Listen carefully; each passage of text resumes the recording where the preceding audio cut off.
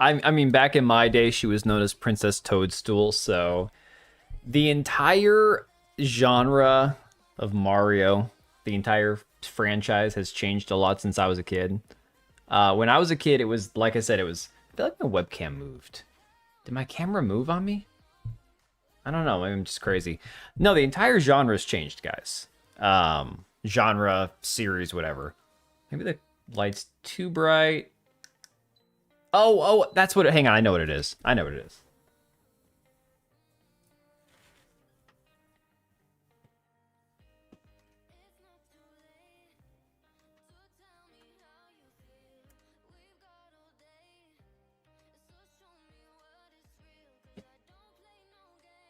Yeah, knew something seemed a little off. Oh, lots of gamers coming from them peaches. She's my favorite Smash Bros. Character to play, but that's all about her elegance, not about her being tough. I hate... Dude, if I'm playing Smash, I am not playing Peach. My daughter played Peach earlier. My kids were actually doing like a Smash Brothers 6 NPCs plus 2 of them kind of thing, and my daughter was playing Peach, and she got destroyed. I hate Peach as a character. Toadstool or mushroom penises and Peach. Oh, okay. Well, there's a funny story about that I'm going to tell in a little bit once the stream actually gets going. Because my kids were calling Chode, they were calling Toad a different name and didn't know what the word meant. Hey, Susano, how you doing, buddy? Yeah, Section, I have not seen the NDP video yet. Is that cat still sitting in there? Okay, I left my door cracked because this cat cannot decide what she's doing. Ivy, are you gonna go? If I tried to shut that door, she would be running out of here instantaneously. I didn't turn the volume down. I was blasting my music a minute ago. Oh, man. I get that. I do that in the car. Typically, that's my way of telling my kids that I'm home. I'll just turn the music up, crank it, like in my car, and they'll hear the bass rumbling. Okay. She heard my daughter's voice and she left. All right.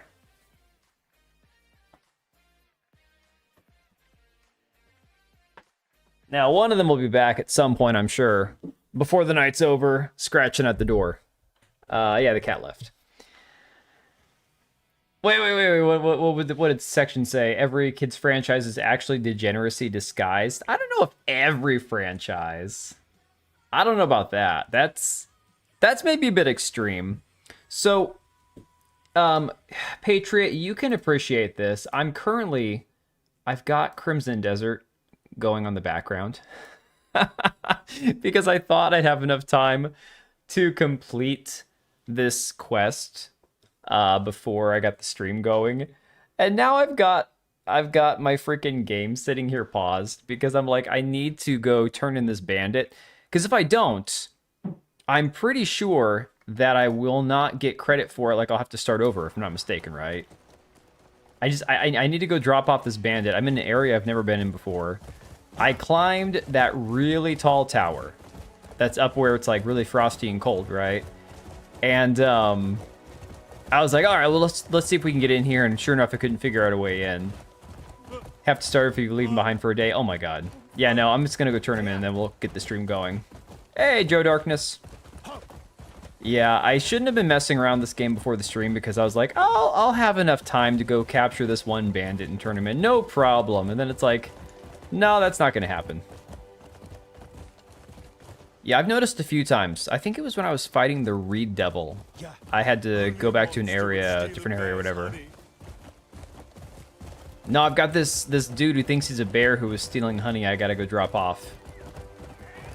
Yeah, this whole area I haven't been in yet because actually I was, this Scalastone Institute. I climbed this really freaking tall tower. Yo, is that like a peacock or something? Holy crap. So not this here, but dude, that's what I climbed. I got a picture at the very top of it too.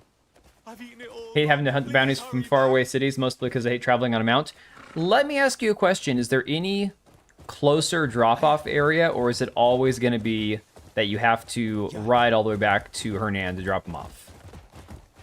Hey, Lugia. Not too much. I'm just trying to drop off a bounty before I lose credit for it. So we're going to do that, and then we'll get the stream topics going. Oh, shit. Hang on a second. Let me... I don't need to drop this guy off, because I can just activate this. Can we teleport with this dude on us? Have we tried this before? Only place I know is Hernan so far. What's the name of the actual city? The city's Hernand, I thought. Or is the region Hernand? What is the name of the city where the... Okay, the region's Hernand. What is the city name? Does the city not have a name? Hernan Castle. Okay, that's where we are. That's why I thought it was Hernand. You haven't tried teleporting? No, I don't think you can. Yeah, the city and the region. Yeah, you can't teleport with him on you, apparently. So it's gonna be... We're gonna have to ride back. But it's fine. What I'll do then is I will just... I'll just leave it right here. And we can always come back and capture this dude. It's not that big of a deal. Won't be that big of a predicament. That's all sorted out. Great day so far, yeah. Nothing too much to complain about, I gotta say. Don't need to carry him. What do you mean don't need to carry him? I just climbed back on the horse because. Dude, what the hell is that? What is that? Hang on a second. What kind of animal is that?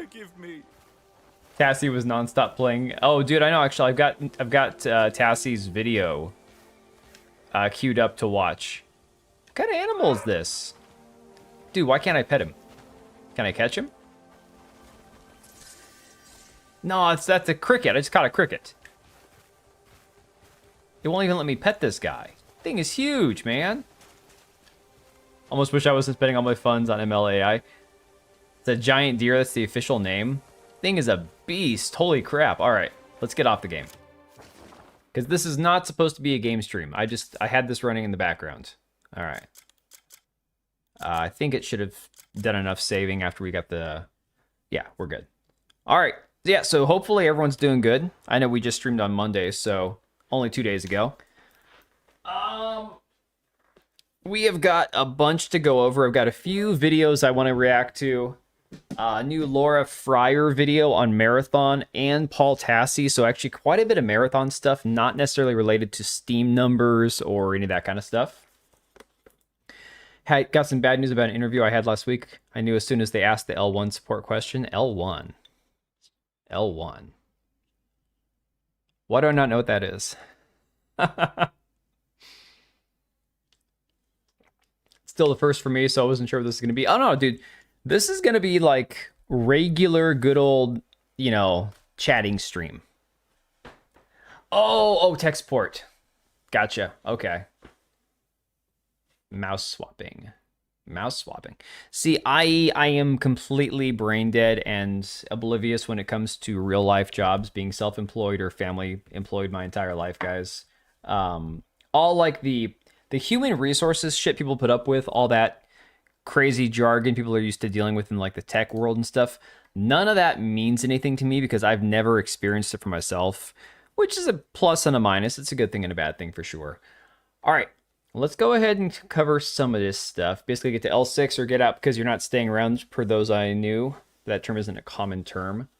Yeah, I mean, I don't know most terminology when it comes to ins and outs of different industries because unless it's something related to like commercial food industry or Department of Agriculture, those kind of things, basic web terminology. Since I'm an L3 infra engineer, you see the problem. Gotcha. Yeah, Joe, you, I remember you said a while back that you've had like a lot of experience in like, I don't know if you said engineering, but I know you mentioned before building computers and stuff. I think you said that about one of your last jobs. So, all right, let's go ahead and get this thing on the road. I put a message out on Discord. I don't know if Cage saw it. I don't know if anybody else is going to be jumping in anytime soon. I am starting a few minutes sooner than I normally would probably. But it's all good. I figure we'll get this thing going, and then we'll kind of get to the meat and potatoes of the stream in probably about an hour or so. I did see some of this absolutely bullshit, annoying April Fool's stuff. I'm sure some of you guys saw that. Views kind of low? Well, Mahendra, we just got started. I'm not too worried about that. You guys got to stop telling me how many viewers I've got or whatnot. I don't really care. It's like I don't try to track the individual amount of viewers I have during a stream. Not something I'm sweating. Not something I'm stressed out about. For me, most of my views on my channel come from videos, not from live streams. We don't actually see your viewers anyways. You can see them on YouTube. It'll tell you how many live viewers are on there if you're on the app or whatnot. Or I think on a browser, it'll show you guys that. But it's not something I'm that worried about, to be honest. Oh yeah, unless you're constantly refreshing the page. That's true. Same thing goes with likes and dislikes and all that. You kind of have to refresh that. Someone says views kind of low. I'd assume the view is towards the groin. Shame on you. Shame. All right. So I did see some of the annoying April Fool's posts today. We couldn't avoid it.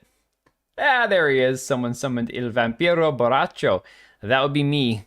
Because, you know, my Discord bot is like a year behind. So it's going to be that kind of night, apparently.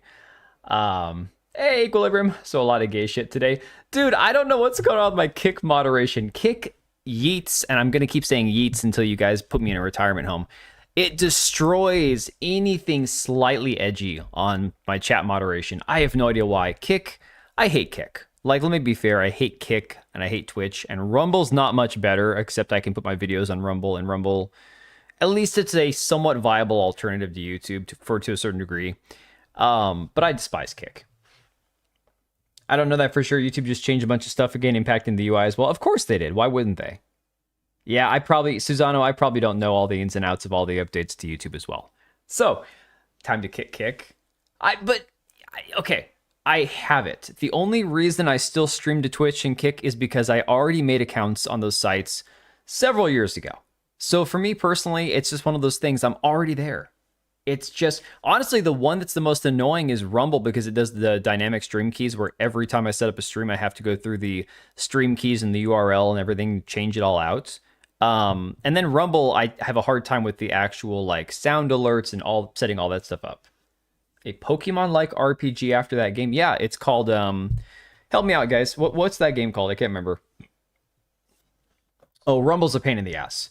Rumble doesn't, okay, so when you make your main account on Rumble, pick a username that you really, really like because you'll never be able to change it. And now that I have both my YouTube channels with accounts that are corresponding with them connected to my Rumble account, I can't, if I'm just trying to use Rumble as a user and not as one of my two YouTube accounts or, you know, Rumble accounts, I can't change my username. It's insane.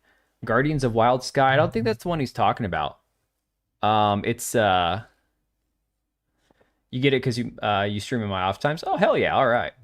No, it's like a 5-letter word. And the last letter in the word in the name is a capital letter. What is that? That's the Pearl Abyss game, right? Thank you. Dokov, I think is what it's called. Yeah, I don't know. All right, so I saw this one, instantly knew that this was April Fool's bullshit. Ubisoft's official statement canceling the Black Flag Resynced project, right? That was an obvious one. That was a pretty easy one. Then I saw this one. This one I'm a little more... I had no idea about this game Satisfactory that's been out for years now. I guess it's a crafting survival game. I've seen bits and pieces of it, right? Simply put, men are underrepresented in games. We're changing that, right? So they did a bit of trolling with this post because of the fact that I guess in the game you can only play female characters. And because of all the requests they have for people asking for a male character, they decided to troll people with this and put out this video. It looks awful. I've never looked into it. I have no idea. So it says, boys, this one's for you. Is this... Oh, this is copyrighted music. Yeah, so again, I've never played Satisfactory. I get the idea that they're just trying to shit on people for asking for a male character with this one. I'm here late due to coworker telling me how he kicked some mooching freak of a woman out of his what this morning? Sounded like fun. What? I have no idea what you were trying to say there. Dokib looks awesome. I have no idea. I've never looked into it. Oh, out of his house. Okay, gotcha. I don't know if you guys have played Satisfactory or not. Not a game that I honestly had much interest in playing, but basically this is them trying to troll people in the comments. Did I forget your juice? I did. I'm sorry. Don't listen to Patreon. That game looks awesome. I'd have to look. Yeah, I'll pull up a trailer and look at it for myself. I speak texting stutter. I do it all the time. Nice. Let me take a look. Hang on. Before we move on, I'm gonna look up this. What is it? Dokev? Hang on. Let me see. I'll just throw up another YouTube tab. I actually have a lot of YouTube tabs open tonight, which is funny. We hardly ever react to actual videos. So let me see here a second. Dokev's trailer. No, there's some good trailers I want to pull up tonight, guys. There's some good ones.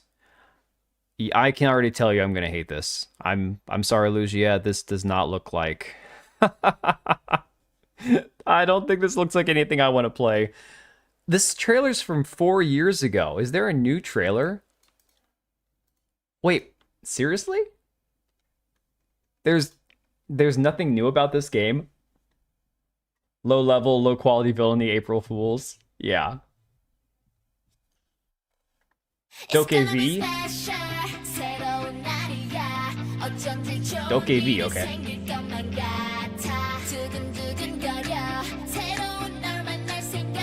Crimson Desert with Pokemon.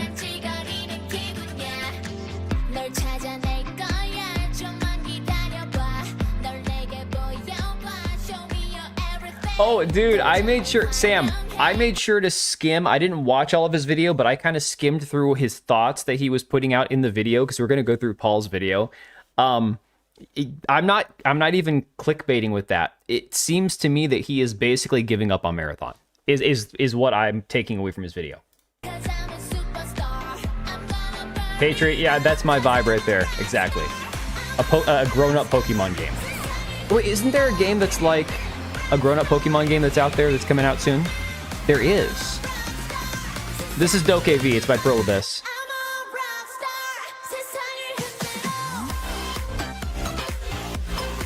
I wish the Greg's shop in Tokyo April Fools was real. I didn't see that, man.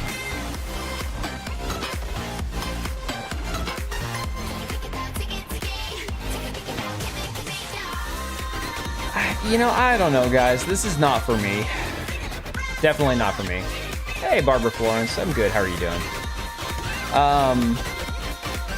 But yeah, I mean, it looks like you said, Crimson Desert Pokemon had a baby.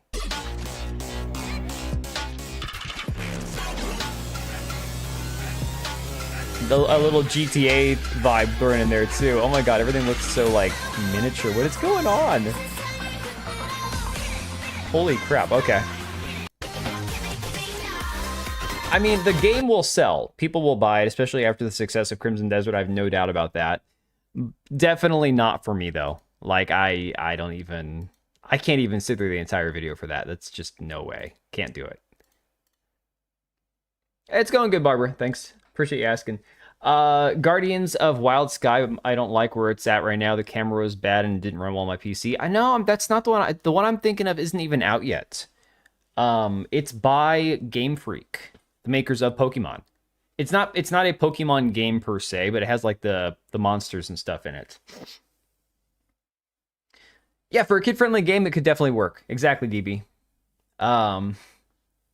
Ananta? Nah, still not what I'm thinking of. It's open world, looks massive with a ton of stuff to do. Yeah. It's not a Pokemon game. Oh, thanks for following, Barb. Appreciate it. That's way too. I don't have words for it. Puerile. Is that the way you pronounce it? Puerile? I can't remember how to pronounce that word. Okay, guys, what is the game that Game Freak has coming out? It's not a Pokemon game per se. It looks kind of like almost, kind of like Stellar Blade meets Pokemon. It's called Beast of Reincarnation. Thank you, Patriot. That's what I'm thinking of. That is it. That one looks okay. Honestly, it looks all right. Anime GTA, no Rockstar. Yeah, that could be pretty cool. All right, so getting back to a little bit more of the April Fool's stuff before we get into the actual topics for tonight. I did see this one, this Carissa Codell gal, the kind of chunky weather gal that reads all the comments about her body, and then it's over in Washington, Barbara. Beast of my main genre of games. What did Tekla say? Did I miss this? Oh, no. It was that this will melt your kid's brain 100%. Yeah. No, dude, there's a lot of games like that have a lot of that bright colors and all that going on. So reading nice viewer comments in my news voice. This gal's awesome. She's lost some weight. Well, she's fit fat. So, dude, yeah, she's cute for sure. My wife and I were talking about her earlier today because I was talking about this video, and I'm like, she just looks a little puffy. She's posted photos working out. She has that look of somebody who has a high calorie intake diet, who probably works out a lot, but not enough to actually like drop all the the weight. 3 or 4 times a week at the most, Barbara. Typically 2 to 3 times a week, and then videos on YouTube every other day, practically. Smash. She looks like a mama. Not a pejorative term. Yeah, no, I think she's cute. She does look like she's lost a little bit of weight. But, I mean, she's got a cool personality. And I say that in all honesty. She seems to kind of roll with the punches. Damn, girl, you look like an intelligent and talented news anchor. Forgot, Twitter's always too quiet. I'm just kidding. She's just fat with an average face. What's the big deal here? Asking the important questions. Okay. She's big enough to eat hay and pull a wagon. Important note, though, can't stand her. Thicker than an elephant ankle. Carissasaurus over here with big... Yes! Can we put a T-Rex in a blonde? Oh yeah, Patriot. She seems to be like super funny, down to earth. Over here with guns big enough to stop the next meteor. It's like Popeye had a daughter. I would take that as a compliment. That's nice. That's a nice compliment. That's pretty nice, yeah? She looks like somebody who was probably a lot larger at one point. I could be really off base with this, but I get the impression she had lost a lot of weight, which is why the skin around her arms as she's getting smaller is looking a little bit, I mean, just to be honest, a little saggier. Barbara, I'm good. I appreciate it. I'm sure that you're going to offer me to make like, graphics and emotes and stuff, but honestly, I am good. Appreciate it though. That's thick in the right places. Oh, Sam Fisher, I'm not complaining, okay? I'm not saying that there's anything wrong with the way that she looks. I am just saying that, she does look like somebody who's probably was much larger at one point and then lost a little bit of weight. So this next one is going to scare the crap out of you guys. I apologize. This is a massive jump scare right here. So is Barbara calling me ugly? No, Barbara over on Kick is probably... Kick is a shitty platform. It's a terrible platform unless you're viewbotting. It's probably about the same for people who are trying to like make graphics and thumbnails and emotes for people over there. It's a rough market out there, especially now that people are making so much of that stuff with AI, and I got no problem with that, especially for people who can't afford that stuff. So, flying squirrel. Wait, well, who's the flying squirrel? What are we talking about? Anyways, I saw this after all the conversation... The video about David Jaffe calling Crimson Desert anti-Semitic, seeing Jews and goblins everywhere he goes. He then goes on and streams, I believe this was yesterday, says, my in real life dog has just died. His dog, he had to put his dog down or his dog passed away or whatever. So he's playing the game My Little Puppy. Okay, fair enough, no big deal. But when you go and you actually look at the thumbnail that he has, it's so bad. The man actually did it. Made himself into a goblin. I saw this and I'm like, okay. And what's crazy is I think at one point after he decided to try to do like the victim card, this goblin is anti-Semitic, he then went on and doubled down, if I'm not mistaken, as opposed to his non-real life dog. Yeah. For once, I'm glad I'm blind. You couldn't see that, Cage? Oh my god, man. It was bad. Let me see here.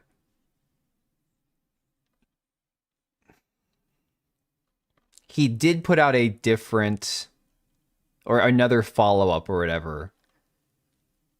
Where is this at? Okay, it was this one right here. I think I saw, what's his face? Will of the Fans reading it on stream or whatever. Says, I understand Twitter is the new 4chan, so I don't really know what I expected when so often any comment beyond this rocks or this sucks is like discussing algebra of the sea monkey. I also understand I didn't say that they should cancel Crimson Desert. I said I'm loving it, and I am. That's wonderful. but I also think their portrayal of the Goldleaf folks play hard into anti-Semitic tropes. Agree, don't agree, but it's my take, and I don't imagine it's intentional. But maybe it is, who knows, not me. Even if it is intentional, that's their right. I don't agree with it, and I don't like it, intentional or not, but I support their right to express their views in their art, and that's all I will say about it. He's probably killed virtual dogs before, just doesn't talk about those usually.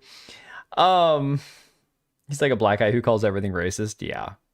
Oh, somebody. Okay, but I also have to follow up by saying I didn't make this meme. Just so we're all clear, this wasn't one of my creations. I'm not this good with AI and photoshopping and all that. However, Ashkenazi Jew, so I think he's ethnically European Jewish, maybe not religiously. Dude, everything he does is engagement bait, Susano. Everything he does.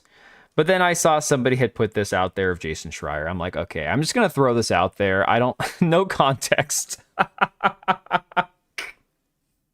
I just threw this under his follow-up post. I'm like, screw it, I don't care. The meme's funny, so I threw the meme out there, like, whatever. Okay, moving on. Hey, Cage. Jason the Shrine Man, yeah. Cage, there is DLC coming out for Tainted Grail. Have you seen this? Kirko's, or I don't know how you pronounce this, QRKO's Journey DLC trailer for Tainted Grail Fall of Avalon. I don't know. I just saw this came out today, so I'm going to, well, the trailer came out today. Let's switch over to the full screen. That way you guys can get the full experience for yourself. Only 2 minutes and 22 seconds. Here we go. I have not watched this already, so I have no idea what it looks like. Oh, wait. This is going to be April Fool's. This is going to be April Fool's, isn't it? I am not going to get baited. No. I'm going to say right now, I think this is April Fool's. And I hope this time you'll cooperate. Just like before. Yeah. No food until we're done here. Oh yeah, Tekla, I know. Too late. Yeah. Oh yeah, this is 100%. Although, running around as an axolotl might be kind of cool. Not gonna lie. I've been waiting. Not Grail music, yeah. Time for someone to find me. Oh my god. You? Why are you The here? BG3 ones were nasty. I never saw those. Then we have something in common.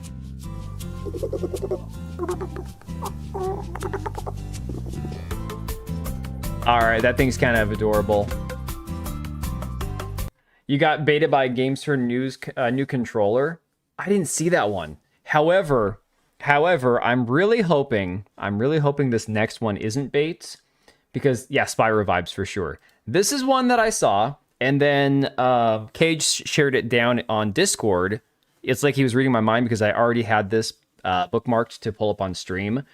This is Mortal Shell 2's gameplay reveal that came out 13 hours ago. 11 minutes and 40 seconds. I think this is legit. I have not screened it ahead of time, but I'm positive that this is actual gameplay trailer here and not some April Fool's bullshit. None of that crap. I hate that stuff so much. I used to be big into like April Fool's jokes, and it's like the older I get, the less I have any patience for them. Oh, Lugia, I am so excited. I am so pumped. Movie Crime 101 really did drop on Prime today, and it was one of the best watches in years. Crime 101. Huh. I should probably give that a watch. You said it's on Amazon Prime? My wife is always looking for new stuff to watch, especially because she does all of like her Etsy work in our room after the kids go to bed. So maybe that's something I could recommend to her. The Sony April Fool's was self-playing DualSense controller. Oh my god. Dude, Mortal Shell was awesome, Tekla. That game rocked. I loved that game. Dark Souls for dummies. All right, let's go.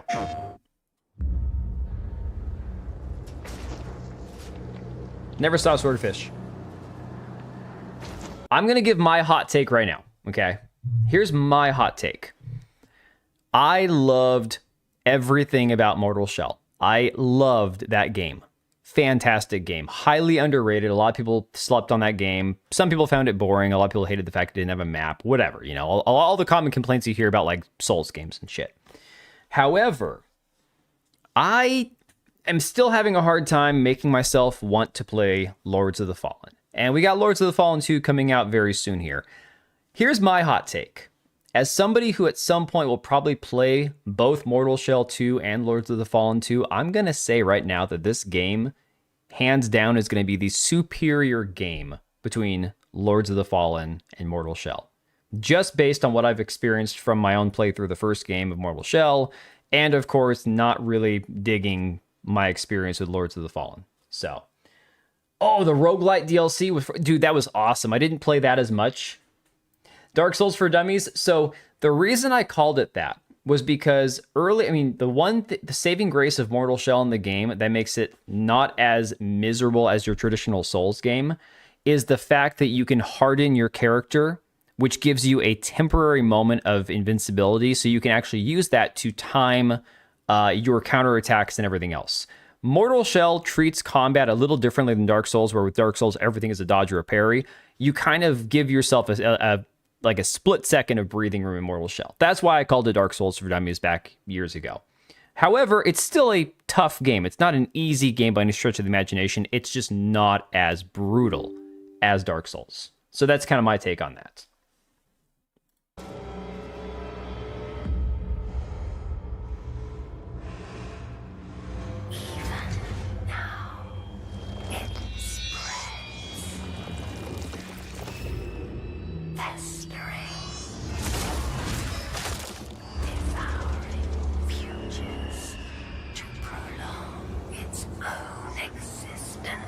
Dude, another thing I'm super pumped about for this game is the first Mortal Shell was a very, I don't want to say like simple or like it was very much the story for the game was kind of isolated. There's only like 3 areas, and the story is very subtle. It's there, but it's not like very lore, rich or whatever. I'm hoping that they actually like add a crap load of lore to the second game.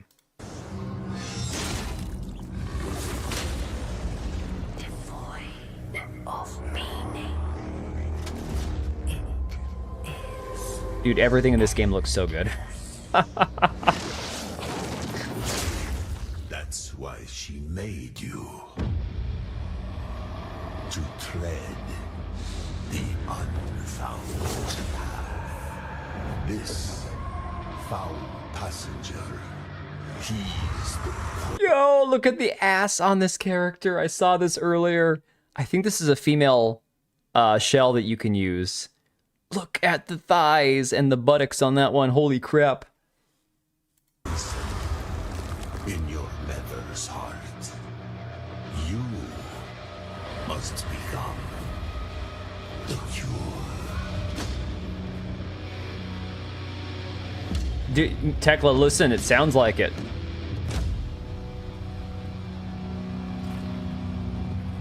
I'm already getting that vibe from the game. Dude, I am so happy that this game got a sequel. 100% deserved it.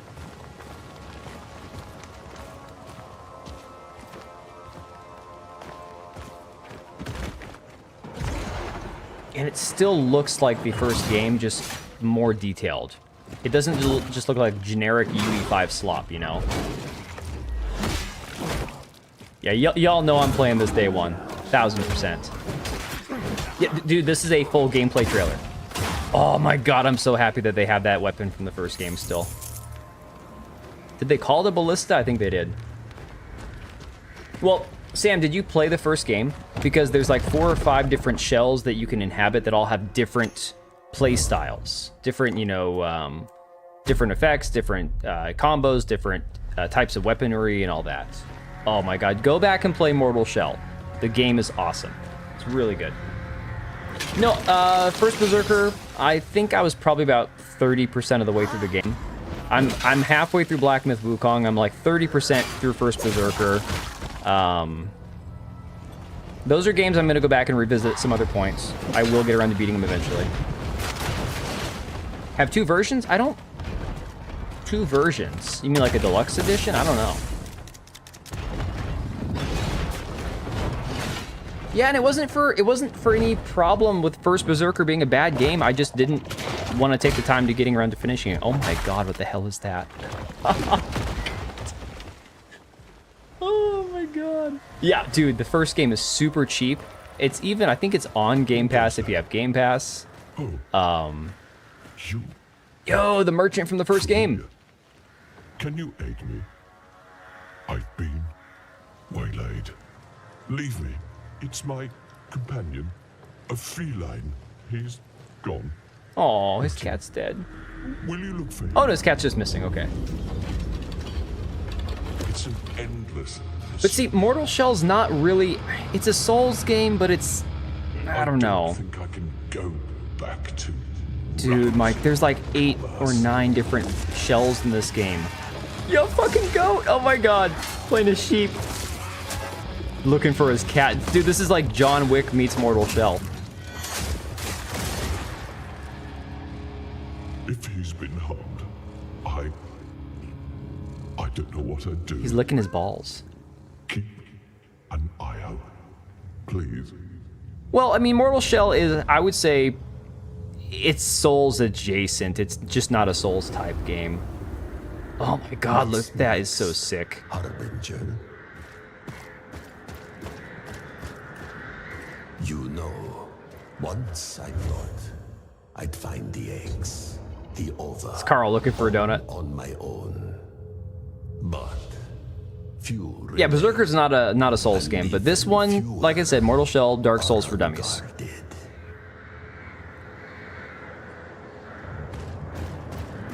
Doesn't take itself too seriously.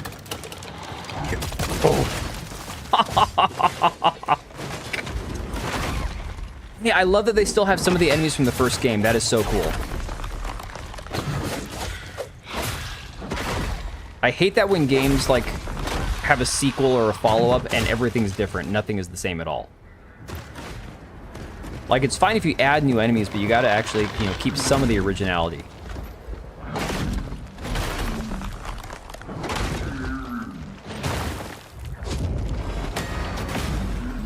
Dude, he just freaking battering rammed that guy.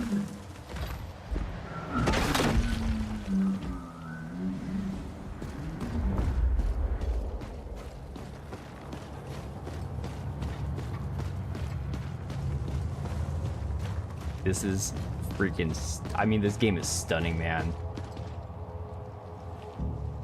Well, and Sam, everything's gonna be different depending on which shell you're playing. This is one of like the tanky kind of heavy shell, right? Especially with the weapon he's using.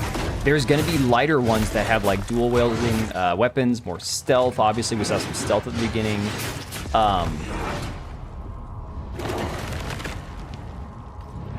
And see, that's what you look like when you get knocked out of your shell. You're just like a very weak, fleshy kind of character. Hammer's my buddy. I take it everywhere. Yeah.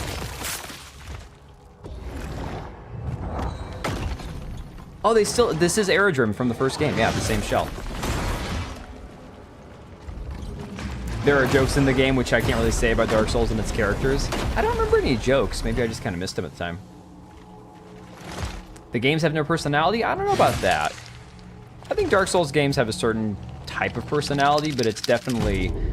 My thing with the Dark Souls games, or like Elden Ring, is while the story and the lore and all that is there, it's, unless you go digging and trying to actually piece it all together, it's very confusing. Togi 2 is a great game. Can't say if I've played the first. I can't say I've even heard the game before. Heard of it. Proxima. Oh, this is the chick. Oh my god, dude, that is sick. I wait for like a cosplayer to do that, man. That looks like a freaking machine gun on her back or something. Souls games are music games. Man, she think. Oh my god, dude. Yo, I'm thinking we're back, right? You've come far. We are so back. She's got like 3 or 4 different items on her. What is going on? I want to see what she does in combat. You're nervous? You get used to it. That's how you teleport? Now, or is she getting launched? Oh, okay, because yeah, the moving in rhythm and stuff. I get that.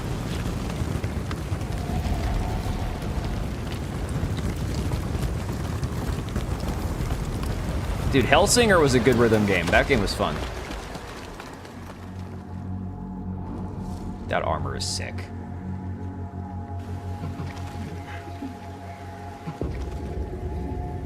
That's why Sekiro isn't a Soulsborne game in part.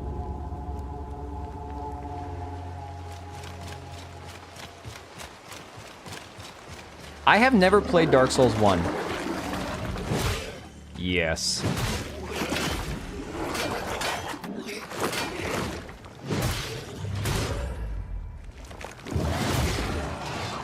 Alright, I want to see what the weapon on the back does. If that thing is like a full-on, like, crossbow machine gun... Oh my god, yes! Okay, okay. I think I just nutted. Oh my god.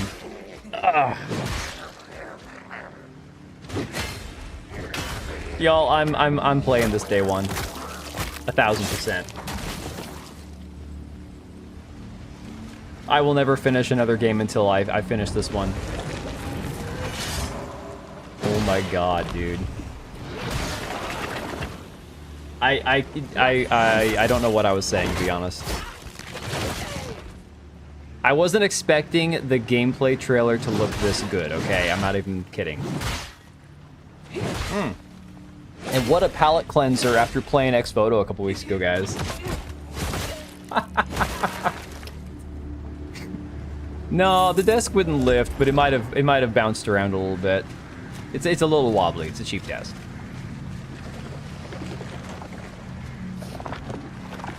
Oh my god, dude.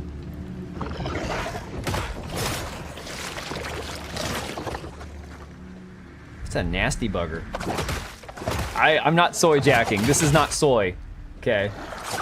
No characters yapping in your ear. No, Mortal Shell, the first game, it does have like bits of dialogue, little moments here and there, but it's just enough where it keeps you from being like, there's nobody talk in this game, to where it helps move the story along. Oh my god. She just ripped his dick off. Dude. Yo. Barbara might not even be a real person, to be honest. Yeah, Susano, I'm talking, this is, I know that the term peak gets overused way too much, but... Oh my god, fat baby demon! Fat baby swamp demon.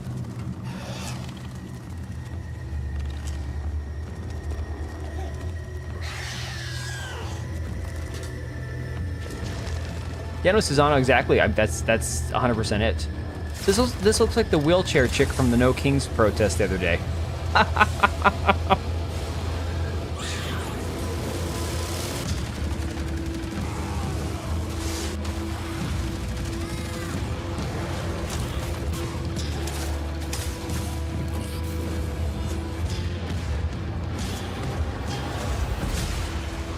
Oh my god. Every area in the first game got better and better and better. So I cannot even imagine. When's it coming out? Do they have a date?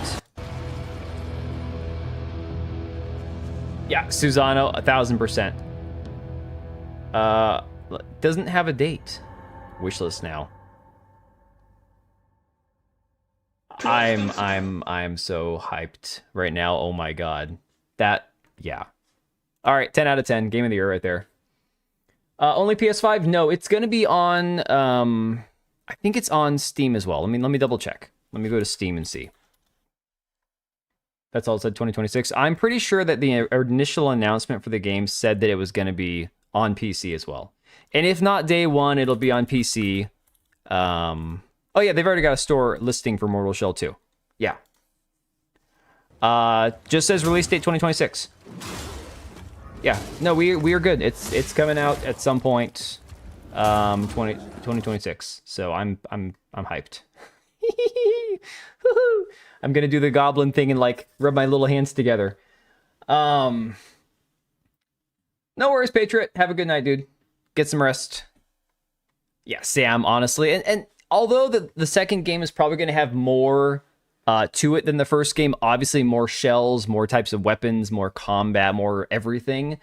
The first game is still, it holds a very special place in my heart. Not like nostalgia where you go back and play it and the game is shit, but the first game was very, very, very good. The vid I sent you was Xbox, so we have it too. Oh, dude, awesome. Yeah, the whole exclusivity bullshit, whatever, guys, come on. Fun is fun, and everybody deserves to have some fun. So, it's been on the wish list for a long time. I think I've got it on my wish list. Let me bring up my actual Steam and see. Arabian Gulf. This is one of those games I got for free. I saw it in my account today. I'm like, what the fuck is this? And it's like, apparently I got it for free, and I have no idea what it is. Let me see. Let's go search store. We'll just do this again. Mortal Shell. I think I've got it on my wish list already. Add to your wish list. That is now done.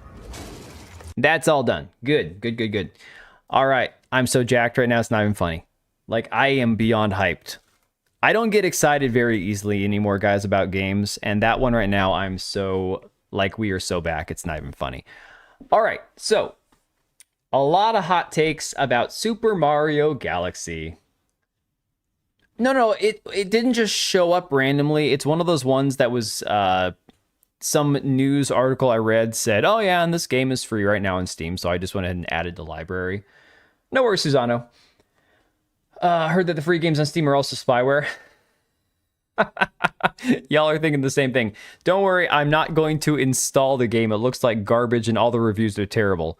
But it's just, you know, those games that randomly I forget that I even redeemed or whatever. No discounted keys yet. Yeah. No, dude, as soon as the game gets an actual release date and it's on Instant Gaming, I'm going to promote the hell out of that because I'm going to be buying the game. So if I get a few bucks back to help put towards digging myself out of the cost of buying it, then I am 100% right there, you know?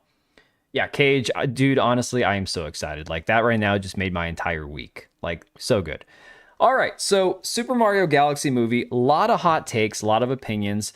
As somebody who did not play Mario past, like, Super Mario World, I played, you know, Mario 1, 2, 3, Super Mario World, and then that was it. I never went back and bought another Mario title. I have since played Mario Maker on my kid's Switch. I've played, you know, the Mario... some of the side-scrolling ones with them, Mario, not Galaxy or Universe, whatever the ones were recently that came out. So I've played Mario games in the recent past, just not Galaxy, not one that I know much about. They do discount pre-orders, but it depends on the game. You got Neon pulled up, was in the middle of the review video when the coworker started yapping at me before joining late. Did they actually do a review video on this? Let me go take a look. I'm curious now, because if their review video is pretty short, maybe I'll just use theirs, because I feel like Neon's got a very good, him and Geeky have got a very good balance of reasonable expectations with, okay, 24 minutes long. Okay, we could go through the actual Rotten Tomatoes guys, or we could watch Clownfish's review video. What do you guys want to do? Clownfish did, but it's long. All right. I don't care either way. I figure if it's a 20 to 30 minute segment, that's fine. I don't know that there's really that much there. Dude, go get some food, man.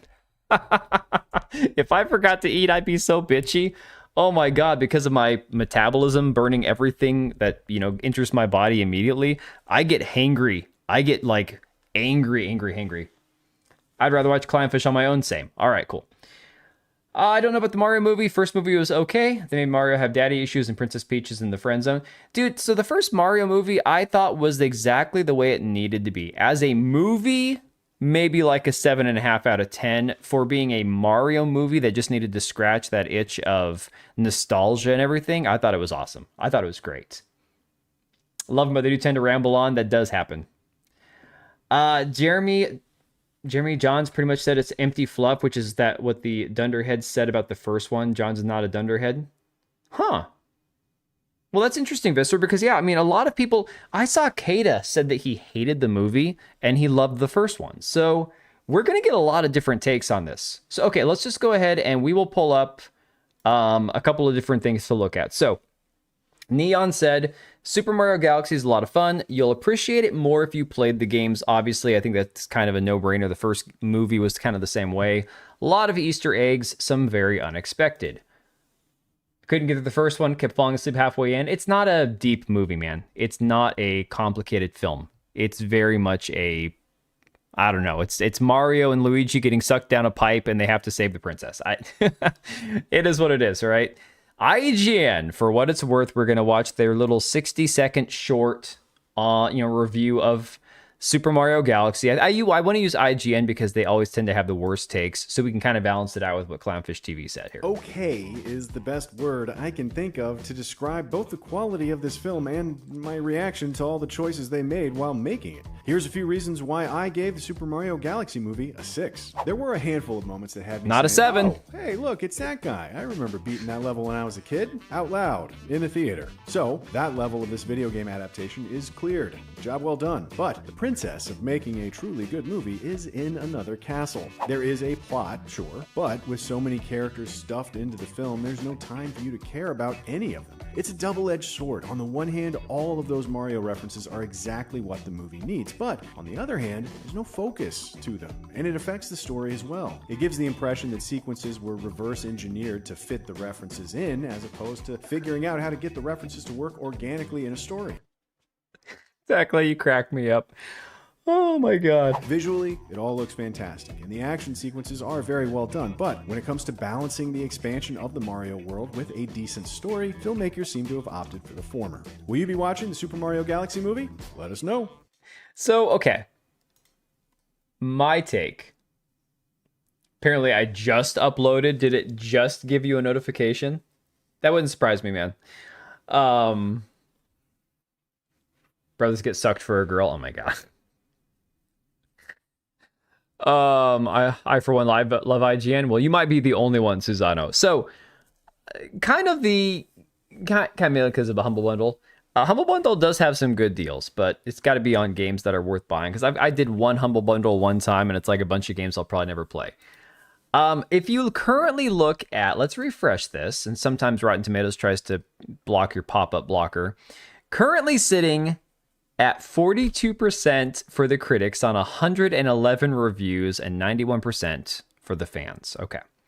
So this makes me have some thoughts, right? Obviously, I don't think the movie is going to be like a 4 out of 10. 42% sounds insane. And part of that is some of these reviews from the critics. Let's go to the critic reviews. All critics. Let's go top critics. Oh my god, I'm not going to go read your entire like full review, dude. Holy crap. The professional reviewers are tripping, right? I saw it with my girlfriend and she liked it and Brie Larson wasn't that bad. Sam, that's because Brie Larson has finally, somebody told her to knock that shit off, man. Yeah, one of them gave it a 0, exactly. What's most disappointing is that the raw talent is still there and every single person involved here can be proud of having made quality, soulful, intelligent work in the past. 2 out of 5 moments of fan service might keep the hardcore happy, but for everyone else over the age of 5, it's a succession of loud, bright things happening without any real point. 2 out of 5, testament to just how bad the original Super Mario Bros. Movie was, that the sequel can be a noticeable improvement in every respect while still comfortably qualifying as absolute rubbish. This man says that this is an improvement on the first movie, so he hated the first movie. Clownfish's headline was "Watched it so you don't have to." I mean, doesn't everybody say that? Like, that's kind of the common thing to say, even if it's not a bad thing, you know? Yeah, it's a kid's movie. So here's the problem. I 100% am with you, Susano, in that it's a kid's movie. It doesn't have to be Gladiator. It doesn't have to be Citizen Kane. It doesn't have to be Dr. Zhivago. It doesn't have to be like The Godfather or some like epic trilogy of movies that are going to stand the test of time. It's a Mario movie, right? It's a Mario movie. But I kind of want to use, and I know this is going to make me seem like a boomer dad, whatever, I don't care. We've talked about in the past shows like Bluey. Shows that are made for children. I mean, like old school VeggieTales guys. Things that were made for children that don't insult the intelligence of the adults watching. And in fact, adults can find themselves enjoying watching it too. For me, that's like the litmus test is, can your children's movie be up on the same level as a show like Bluey, right? Are the adults watching it going to go, this fucking sucks, man, but my kids are having a good time? You know, the line on The Office about Michael's birthday party being like a kid's birthday party where none of you really want to be there and you're all standing around looking bored, but the kid's having a good time, so that's all that matters. Hey, Geekazu. Gladiator is the first thing that came to mind. I'm thinking about comparing different types of movies that are going to be critically like epics and drama and things that people are looking for from the professional critic scores, right? that has a deeper subtext and something that they can, whatever. I'm just talking about the way that critics look at movies, right? It's a Mario movie. Is it good enough that it doesn't insult the intelligence of the adults who are there with their kids? Like, if you're an adult and your kid walked out of the room, would you turn it off and say, thank God I don't have to watch that shit anymore? You know? Your chat replay just completely skipped the last 7 or 8 messages. That doesn't surprise me, dude. It's Streamlabs. Critics stop having fun. Too much fun. No message. Characters are too happy. No one talks about Palestine. There you go. Nintendo told her to shut up. They did the same thing with the first movie with Seth Rogen. Seth Rogen hasn't shut up, though, has he? Plus, he's not in the second movie, at least not in any large capacity. I didn't see him like mentioned in the credits. I wager it's going to play well. From what I hear, it's definitely geared for the Gen Alpha level of humor. Super fast, super quick changes, and ADHD having person's dream film. Oh my god, that sounds awful.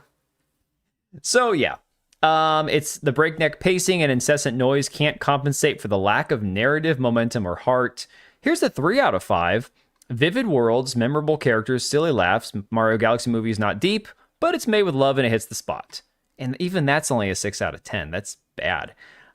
This guy it's got a splat. I don't know. For a piece of intellectual property exploitation, it's created with far more crafting care than it had to be. You sound like an absolute dick. Wow, okay. Alyssa Wilkinson, probably some old cat mom. Wine mom, probably doesn't have any kids. There's a flat, empty nothingness to the Super Mario Galaxy movie, even more than its flat, empty predecessor, and that's a huge bummer. Wow. Movies just have to not annoy me, in my opinion. That's fair. I still think that I like to hold things up to a certain standard when it comes to children's entertainment, that it needs to at least be able to engage the adults who are watching it with their kids. Nintendo will make their money back after their failed lawsuits. The movie will make bank easy billion. Dude, I thought about pulling up the Nintendo lawsuit stuff, but to be honest, I didn't think I'd have enough time to cover it all night. Dude, there's so much crazy shit going on. It's awesome. Not a single one of these characters, including Mario and Luigi, occupies the center of the Mario Galaxy movie, and that's because the movie has no center. So yeah. Oh, here you go. 0 out of 5. Kevin Mayer from the Times UK. The film is torturous. Film is torturous to sit through, and for me, provoked periods of actual physical discomfort. What? What? Okay. I know that we like to pick on the Brits. We like to make fun of like the Aussies and the Canadians and all that other kind of stuff, right? We like to have our fun. But did this man actually just say that the film was torturous to sit through and provoked periods of actual physical discomfort? What the hell, man? Wouldn't show my kids anything I wasn't going to watch myself? Yeah, there you go. Exactly makes my point, yeah. Yes, we knew those patents were going to get removed after what Japan did with them. Yeah. It's cute and breezy and rock stupid, and it'll probably make $1 billion again, such as the world that we live in. You sound very salty. Works at the RogerEbert.com. Clint Worthington, 1 out of 5. Sorry, 1.5 out of 4. Weird ways to score these things. 1 out of 5 from The Guardian. Of course, it's intended for little kids, but it surely didn't need to be such a visually dull screensaver of a movie with even more of the cheesy Euro knockoff look of that first film. This guy's saying it's visually dull. Other people are saying it's like ADHD on acid. What is the deal? Might get a random smeg to show up. Fair enough. My kid used to like Paw Patrol. Wasn't my thing, but didn't bug me. I mean, I've watched plenty of Paw Patrol. What I will say is, shows like Paw Patrol and Doc McStuffins and all of your, like, I would say, those shows aren't necessarily toddler level, but once your kid's like 5 or 6, they tend to start growing out of like the Paw Patrol toddler type television shows. And that's where shows like Bluey and stuff will still engage them at a level that's like, it's a kid's show, but it's starting to engage them more intellectually, covering topics that are actually far more serious than what you get on like Paw Patrol and shit, where it's like, oh, look, go save the cat out of the tree. Okay, rebel. No, my kids are all far too old for that, Lucia. My kids are becoming teenagers. And my kids watched all that stuff when they were toddlers, like when they were like 4 or 5 at the oldest. And by that point, they were kind of moving on to like shows like Bluey and all that. So, no, the Rachel YouTube thing, I've never even seen a clip of that woman because I don't care. There's a certain percentage of that shit that I just tune out because I don't want to cover it because it just irritates the crap out of me. TikTokers, IRL streamers, all that kind of stuff, it just gets on my nerves. Bluey's awesome. I think Bluey, I would sit and watch Bluey right now. Wouldn't bother me one bit. It's actually well done, you know? Yeah, Susano, the only reason I know about Rachel is because she had some Palestinian survivor refugee on her show, and then she had Mamdani on her show, and I'm like, okay, I'm good. Reviewers are acting like this is Pixels bad. It's an okay movie. Saw it myself and it wasn't that bad. Yeah, Sam, this is the problem where we have this divide between reviewers and like professional reviewers and fans. Okay, so let's go to the audience reviews. This was the top critics, right? Let's go to all audience. I don't care about the verified or the all. Okay, 5 out of 5 stars. It was great for kids and had a few good laughs for the parents too. This is what people care about. Okay? I'm a parent. I take my kid to the movie. They had a great time. I enjoyed myself. They were happy, and I got an hour and a half to sit and not have to do anything, and everything was good. 5 out of 5. Phenomenal again. I don't know how Illumination got Nintendo to allow them to reveal such huge things that we've been speculating about for decades in the Mario universe. Complete magicians. Going out on a limb here. Are you ready? I liked it better than the first one. So did my 4 kids. I mean, that's cool. It was really good. Don't believe the haters. Fast-paced and full of Mario Easter eggs. Really great movie. Amazing and totally worth it. These are all verified. At least most of these are verified people who actually went to the theater, right? Been a Mario fan all my life. Been a gamer since I was 3. Game is dripping with love for the franchise in every frame. I think he means the movie. Great movie that you can see with the whole family. Amazing games and movie. Best movie, kept me laughing. Those reviews would have gotten rejected, by the way, if I posted that nonsense. I think the professional critics don't have kids, but Lugia, you could be onto something. That very well could be where there's that overlap, you know? Bluey, Paw Patrol, Peppa Pig, but I might straight up start with the anime with my kid. So, Geek, here's the thing. Paw Patrol is like when they're 3. Peppa Pig is like when they're 5. By the time your kid's like 7 or 8... Bluey should be all that they watch, if they're still watching kids' shows at that point. Shows like that. Things that are like, okay, you get a lot of concepts. We're still going to present semi-serious topics, like, there's an episode where a little bird dies that they take to the vet or whatever, and they have to deal with sadness and stuff. But they do it in such a great way that it's good for your kids. Pro reviewers equals Disney adults mentally. Right, exactly. Trust Clownfish, Neurotic Drinker, and Kada. I know you don't trust me. It's okay, buddy. I did reviews for sellers like Amazon and whatnot. Susano, I still can't review anything on Amazon because my review of Rings of Power back when the show first came out got flagged, and I lost my ability to review products on Amazon entirely and spent about 1.5 years trying to get it back. And to this day, I have still not recovered my ability to leave a review on Amazon, despite being an Amazon affiliate because of my Twitch affiliate status. Okay? Yeah. Amazon is the worst. Sakura Card Captor, Pokemon, Dragon Ball, Spy Family. Complain, ask for a manager. Equilibrium, with Amazon, dude, I had emailed people, I had called people, I had asked every person I could possibly get a hold of to figure out how to, take it to like a higher level to get to the next person to actually get the whole situation fixed. Never got anywhere. Thousands and thousands and thousands of dollars spent on Amazon for years later, and I still haven't gotten the ability to review any of my purchases back. Not even kidding. Here's one that's a verified audience score, 2.5 out of 5 stars. Not as good as the first. I felt like there was not a climax in the movie. That's a personal problem. Once we reached the suspenseful part of the movie, before we knew it, it was ending. We left feeling very underwhelmed. I mean, that sounds fair. I think that's a fair take. A 2 out of 5. A series of sounds and images. Guy's name is Puke R at Drinkenstein. Okay. Here's Weenus 22. The climax at the end was excellent. Everything leading up to it felt somewhat flat. This describes a lot of people's sex lives right here. Found this movie really entertaining. Every time a song from the game came up, I was overjoyed. References I noticed from the series were amazing to see. One problem I do have with the movie is how it was barely based off the game. Oh my god. Okay, that's like the weirdest complaint ever. Was the Vine thing for them, not just for the normal reviews? I'm oddly banned from reviews on Xbox for some reason, but I never made a review there. Yeah, no, I figured out after I posted my review of Rings of Power, because this was during the mass purge of negative reviews about the show, because the show sucked. And all of us who were watching the show left negative reviews. And Amazon went through everyone and deleted all of our reviews and said, oh no, that was spam, that was spam. So I re-uploaded my review, and then I lost my ability to leave reviews because they're like, oh no, this was in violation of our blah, blah, blah, blah, blah, blah, blah. So you lost your ability to review anything. To this day, still haven't gotten it back. So, all right, there's where we are with that. From the wrap, it says, the Super Mario Galaxy movie review, this lazy junk will probably make $1 billion.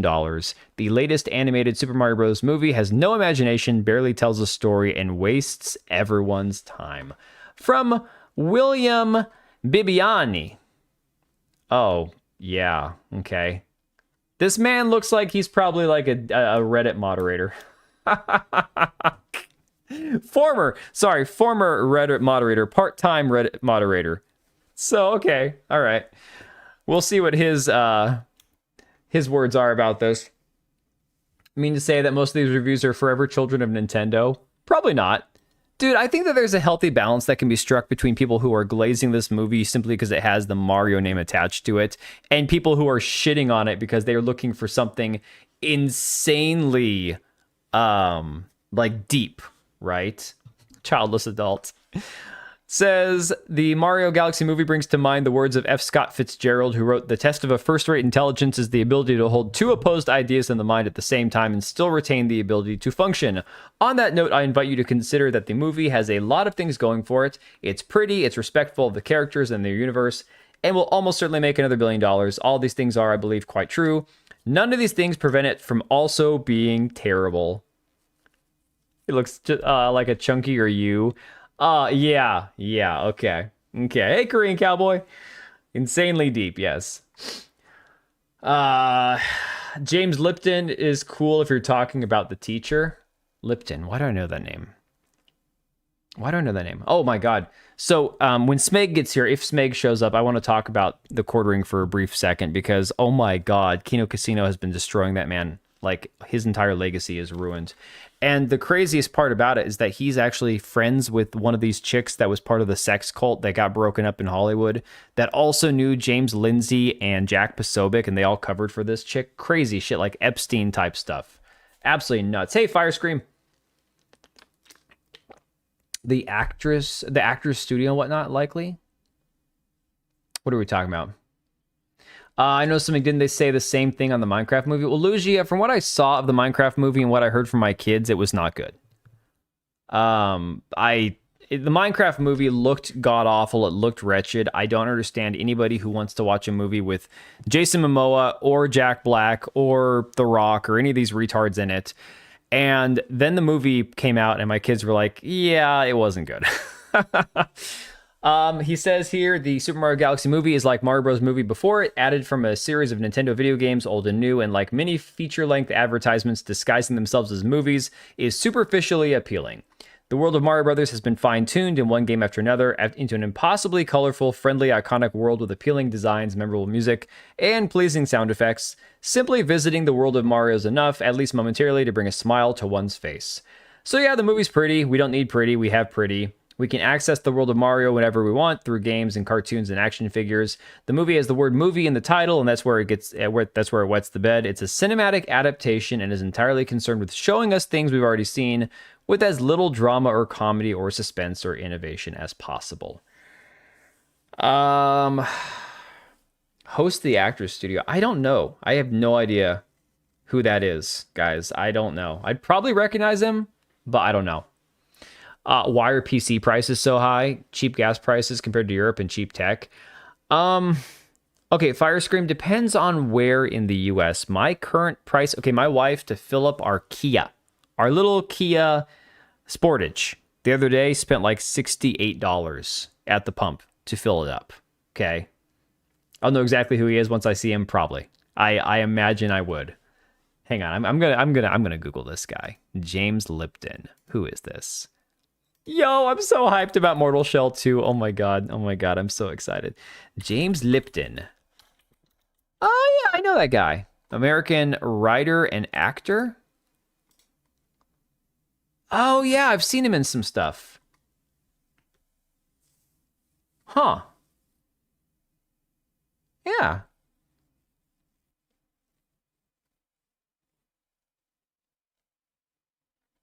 People also search for Hank Azaria. Huh. 93 years old. Oh, he died 6 years ago. Okay. I think he was 93. That's pretty impressive. Guys have it good? I mean, we've got it better than some. 2 euros a liter in Greece, which is 8 euros a gallon. Holy shit. That's insane. Washington Black Cat. And no, not in Seattle. But unfortunately, Washington and California, we have retarded taxes that we throw on top of our fuel prices, which adds about $1.50 a gallon. No one cares how much Yanks pay for gas. Hey, fair enough. Fair enough. All I said was James Lipton in the show derails. I mean, I can kind of see it now. I kind of see it. You're not wrong about this comparison, for sure.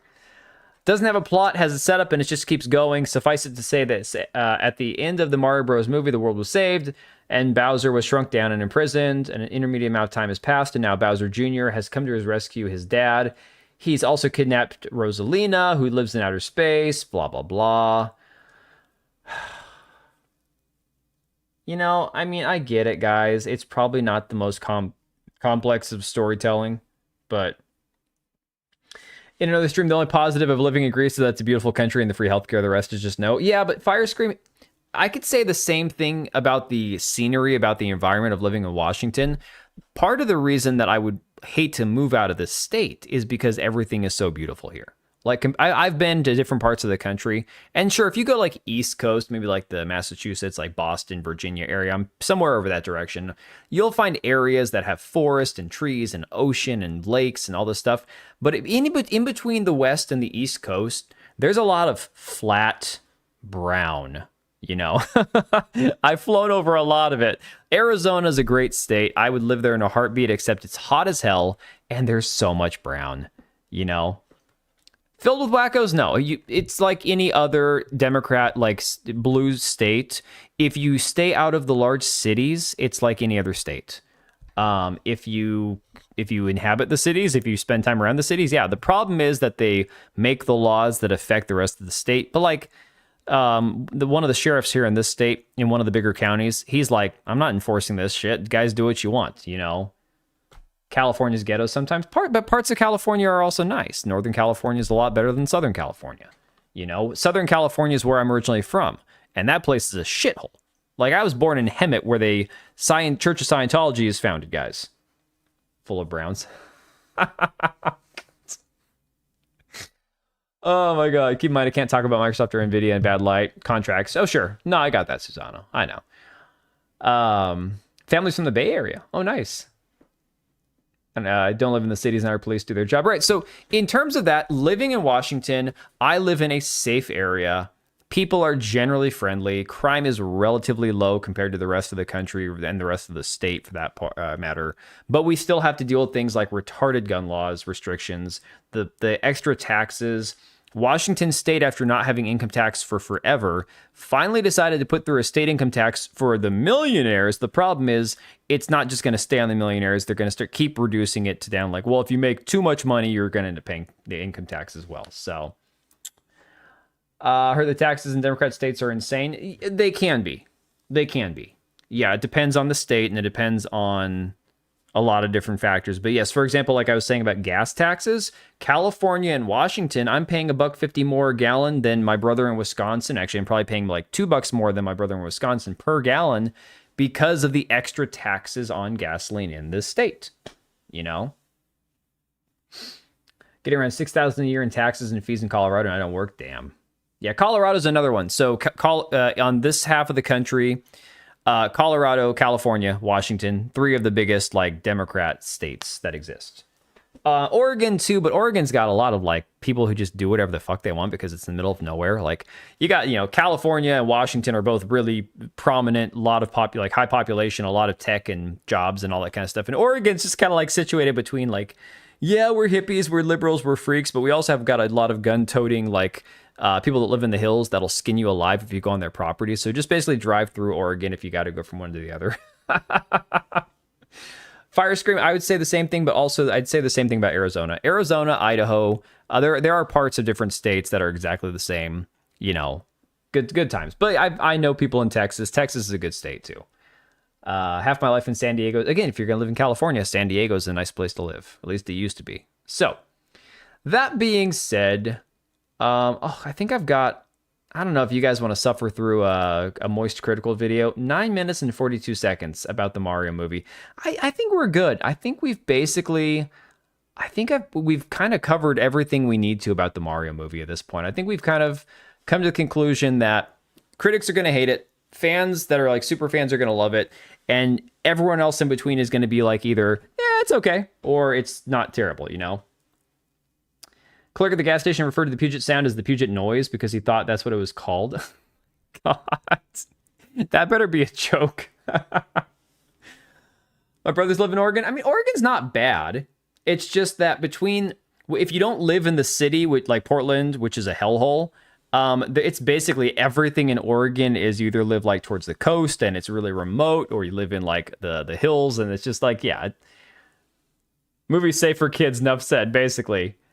Yeah, Poland is pretty based, although my brother hated being in Poland when he was in the military, only because, I mean, like, he didn't think there was enough stuff for him to do. So we have zero hooligans here in Arizona. All that nonsense here from New York, not even a thing. You know, Sam Fisher, the thing I noticed a couple years ago when we took the kids and visited Arizona for NASCAR and spring training and got to go over to Meta PCs and stuff and meet Zach and all them. The one thing I noticed about Arizona, like all the highways, there's no graffiti. There's none. Like none of the highways, none of the overpasses, none of the bridges, none of the construction. There was no graffiti on anything. Like, for real.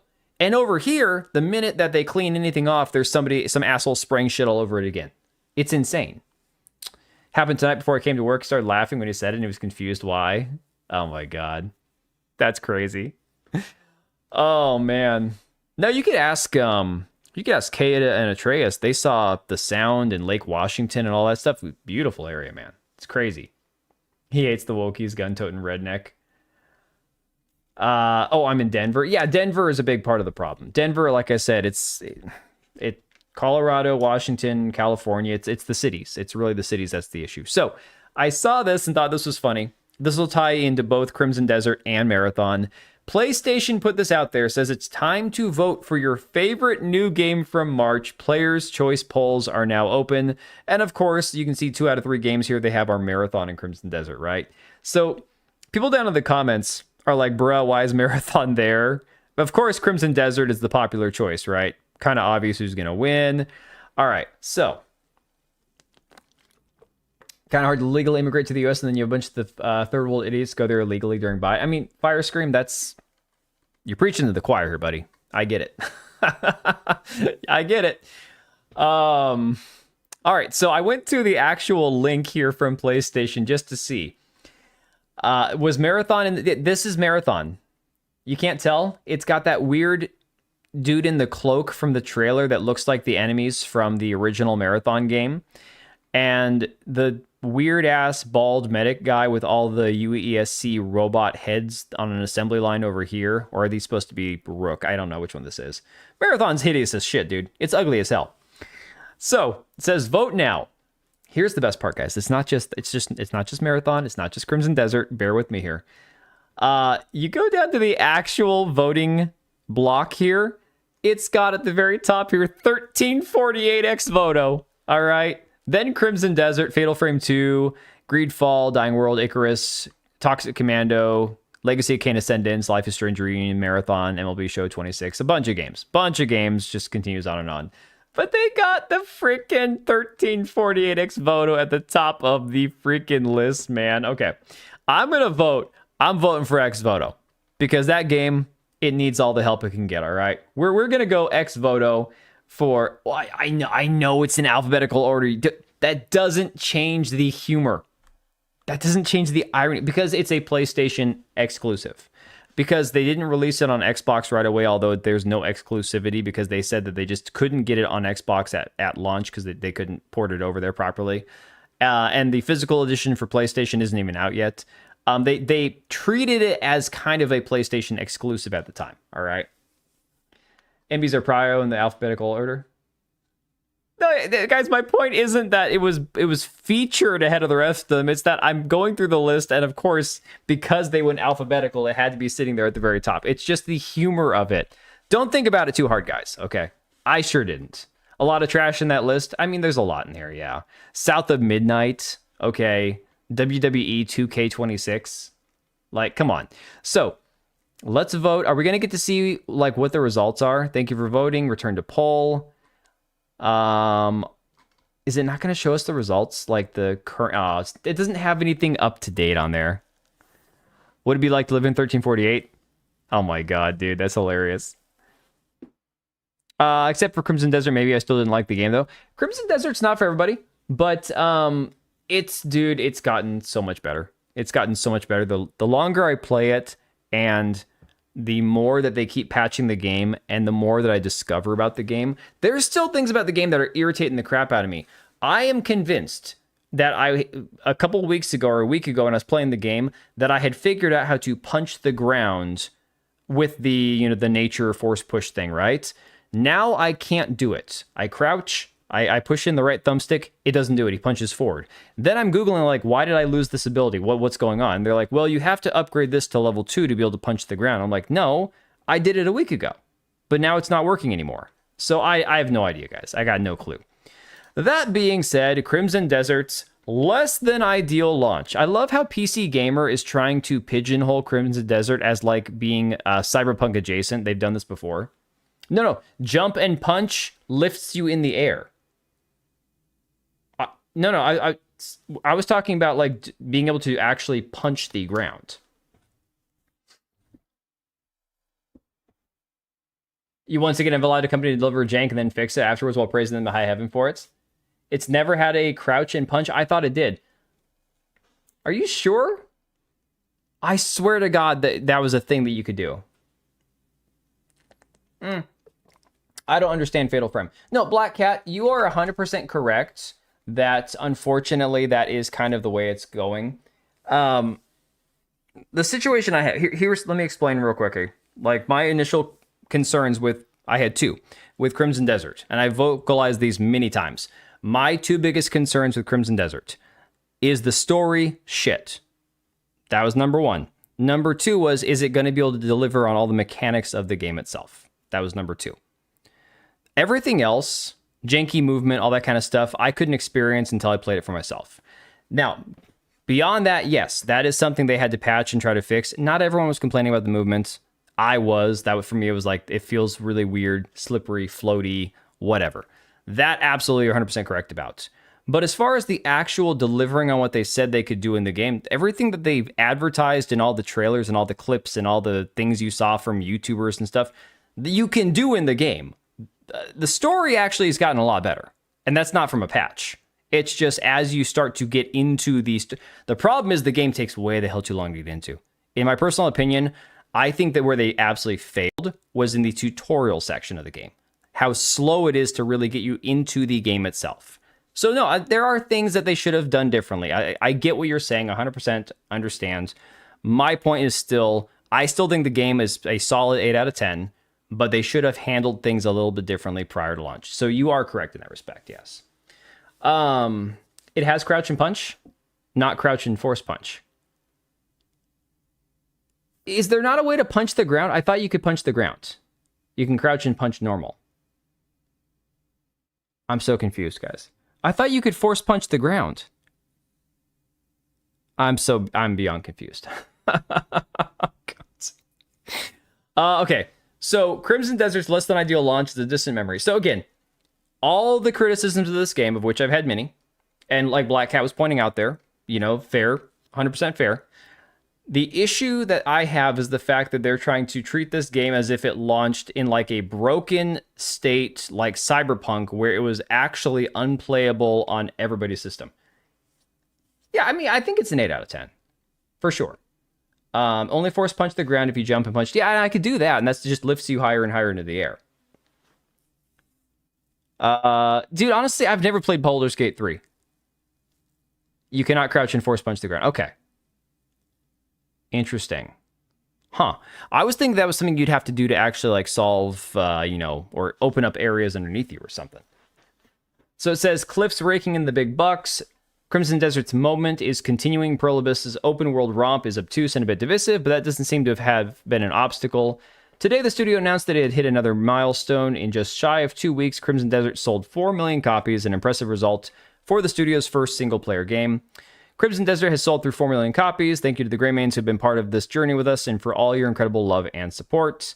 Like I said last week, when I sang Crimson Desert's praises, it's the exact kind of game that PC players in particular go wild for. It's big old weirdo. It's also a looker and a massive open world affair launching during a pretty quiet period. The stars really aligned for this one. Crimson Desert's launch was not without problems, though. Bizarre design choices, jank, and performance issues netted a mixed user review rating on Steam initially, though that quickly climbed up to very positive, where it has remained.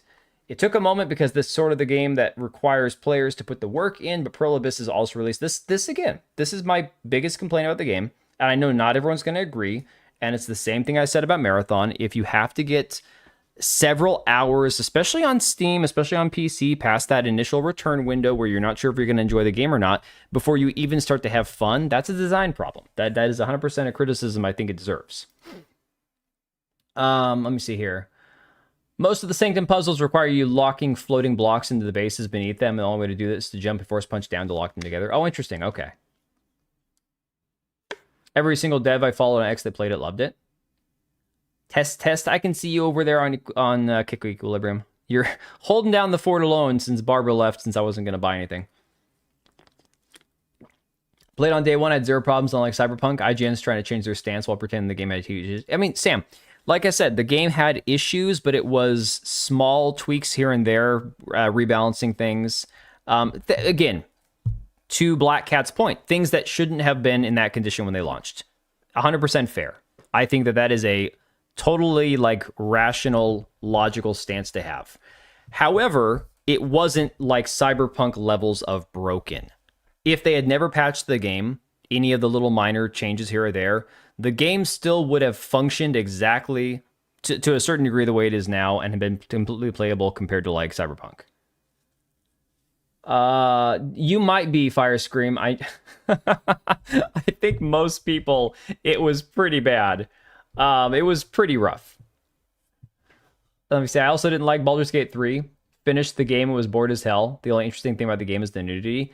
You know, Geekazu, I mean, I don't know. That's one of those things that, for me, that would not be enough to make me want to play a game. Again, I don't care what people play in their games. I'm not over here going to go full Melanie Mac and go, this is gooner, crap. But for me, just having I'm not a big fan of a bunch of like nudity and sex in my games. Because I would rather just be able to play the game and not have to worry about, like, if someone walks past my office and sees me what I'm playing, one of the kids are up, whatever.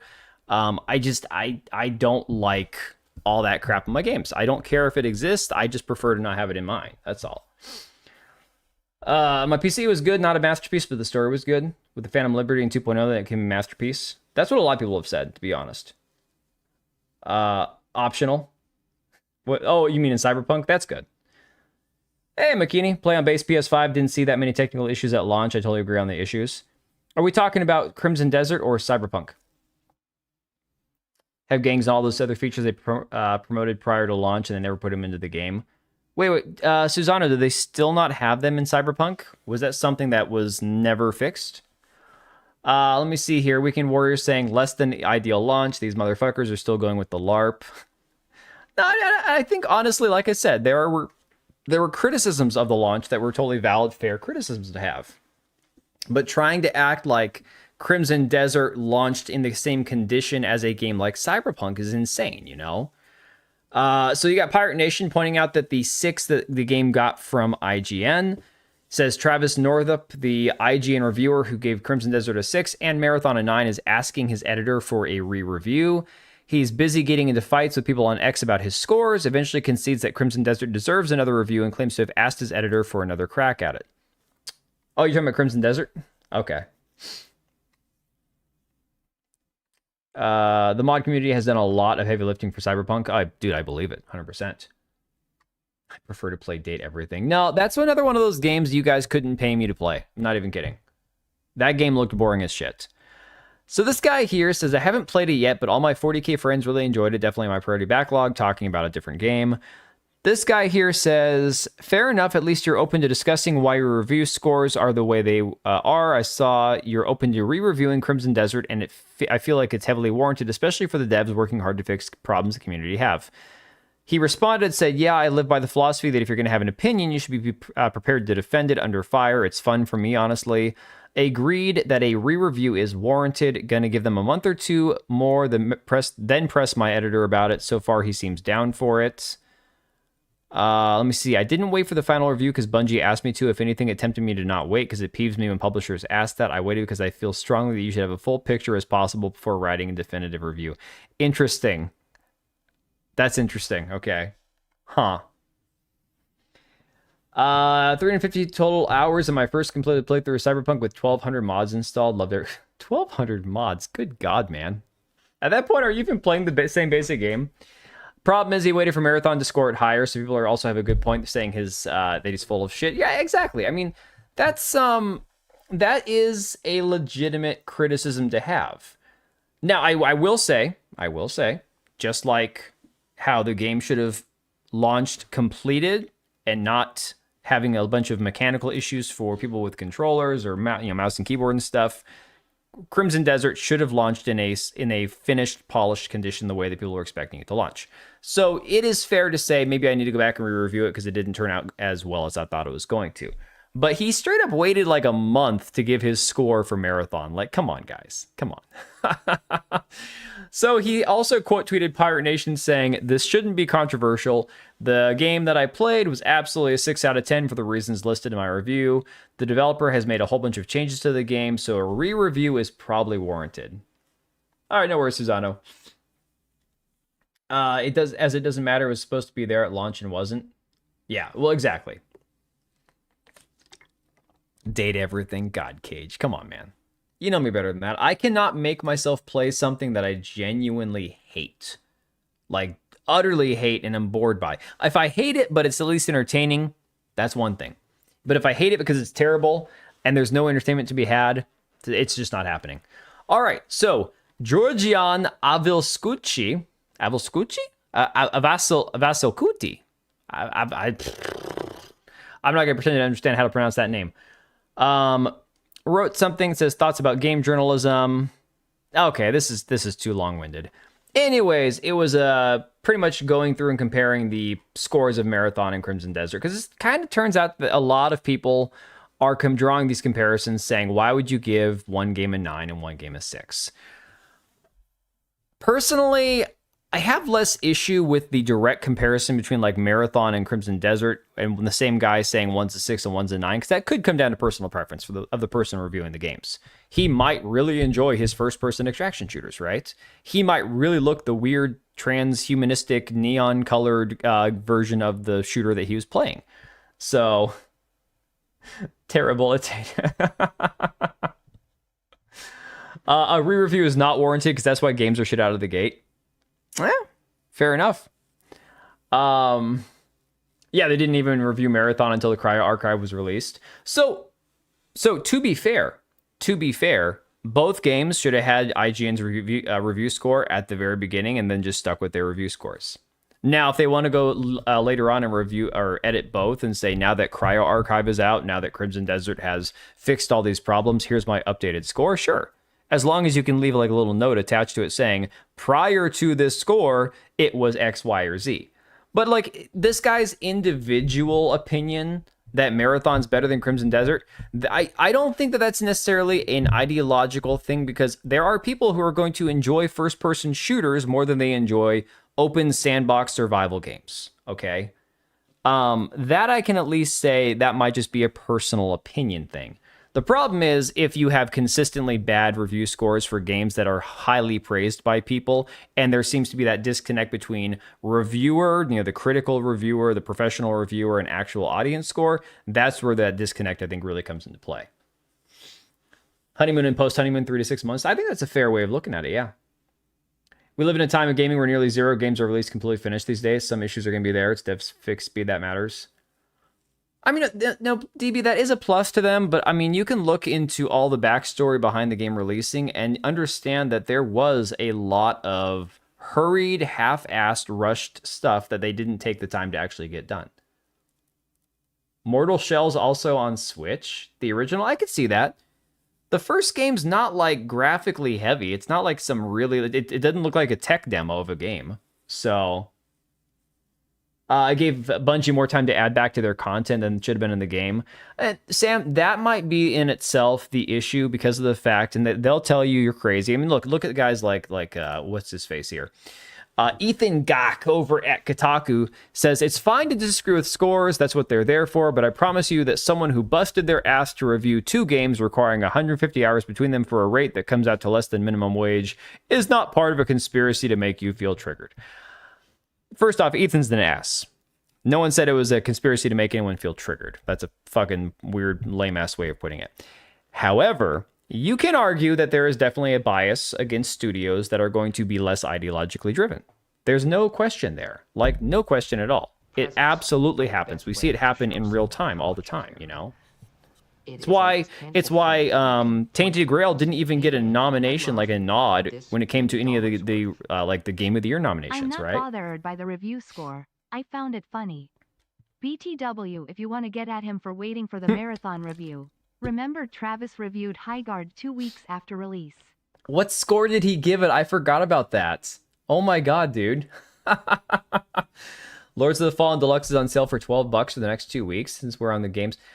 Cage, I don't know, man. If Equilibrium, you could ask him. He really liked it. I didn't enjoy Lords of the Fallen for the few hours I put into it. It just, I don't know. Making myself go back and play it. I need to start over from scratch and play it from the very beginning. I still don't love it, man. But McKinney, thanks for the 10, buddy. Appreciate the hell out of you, dude. Yeah, no, he gave it a 7 out of 10.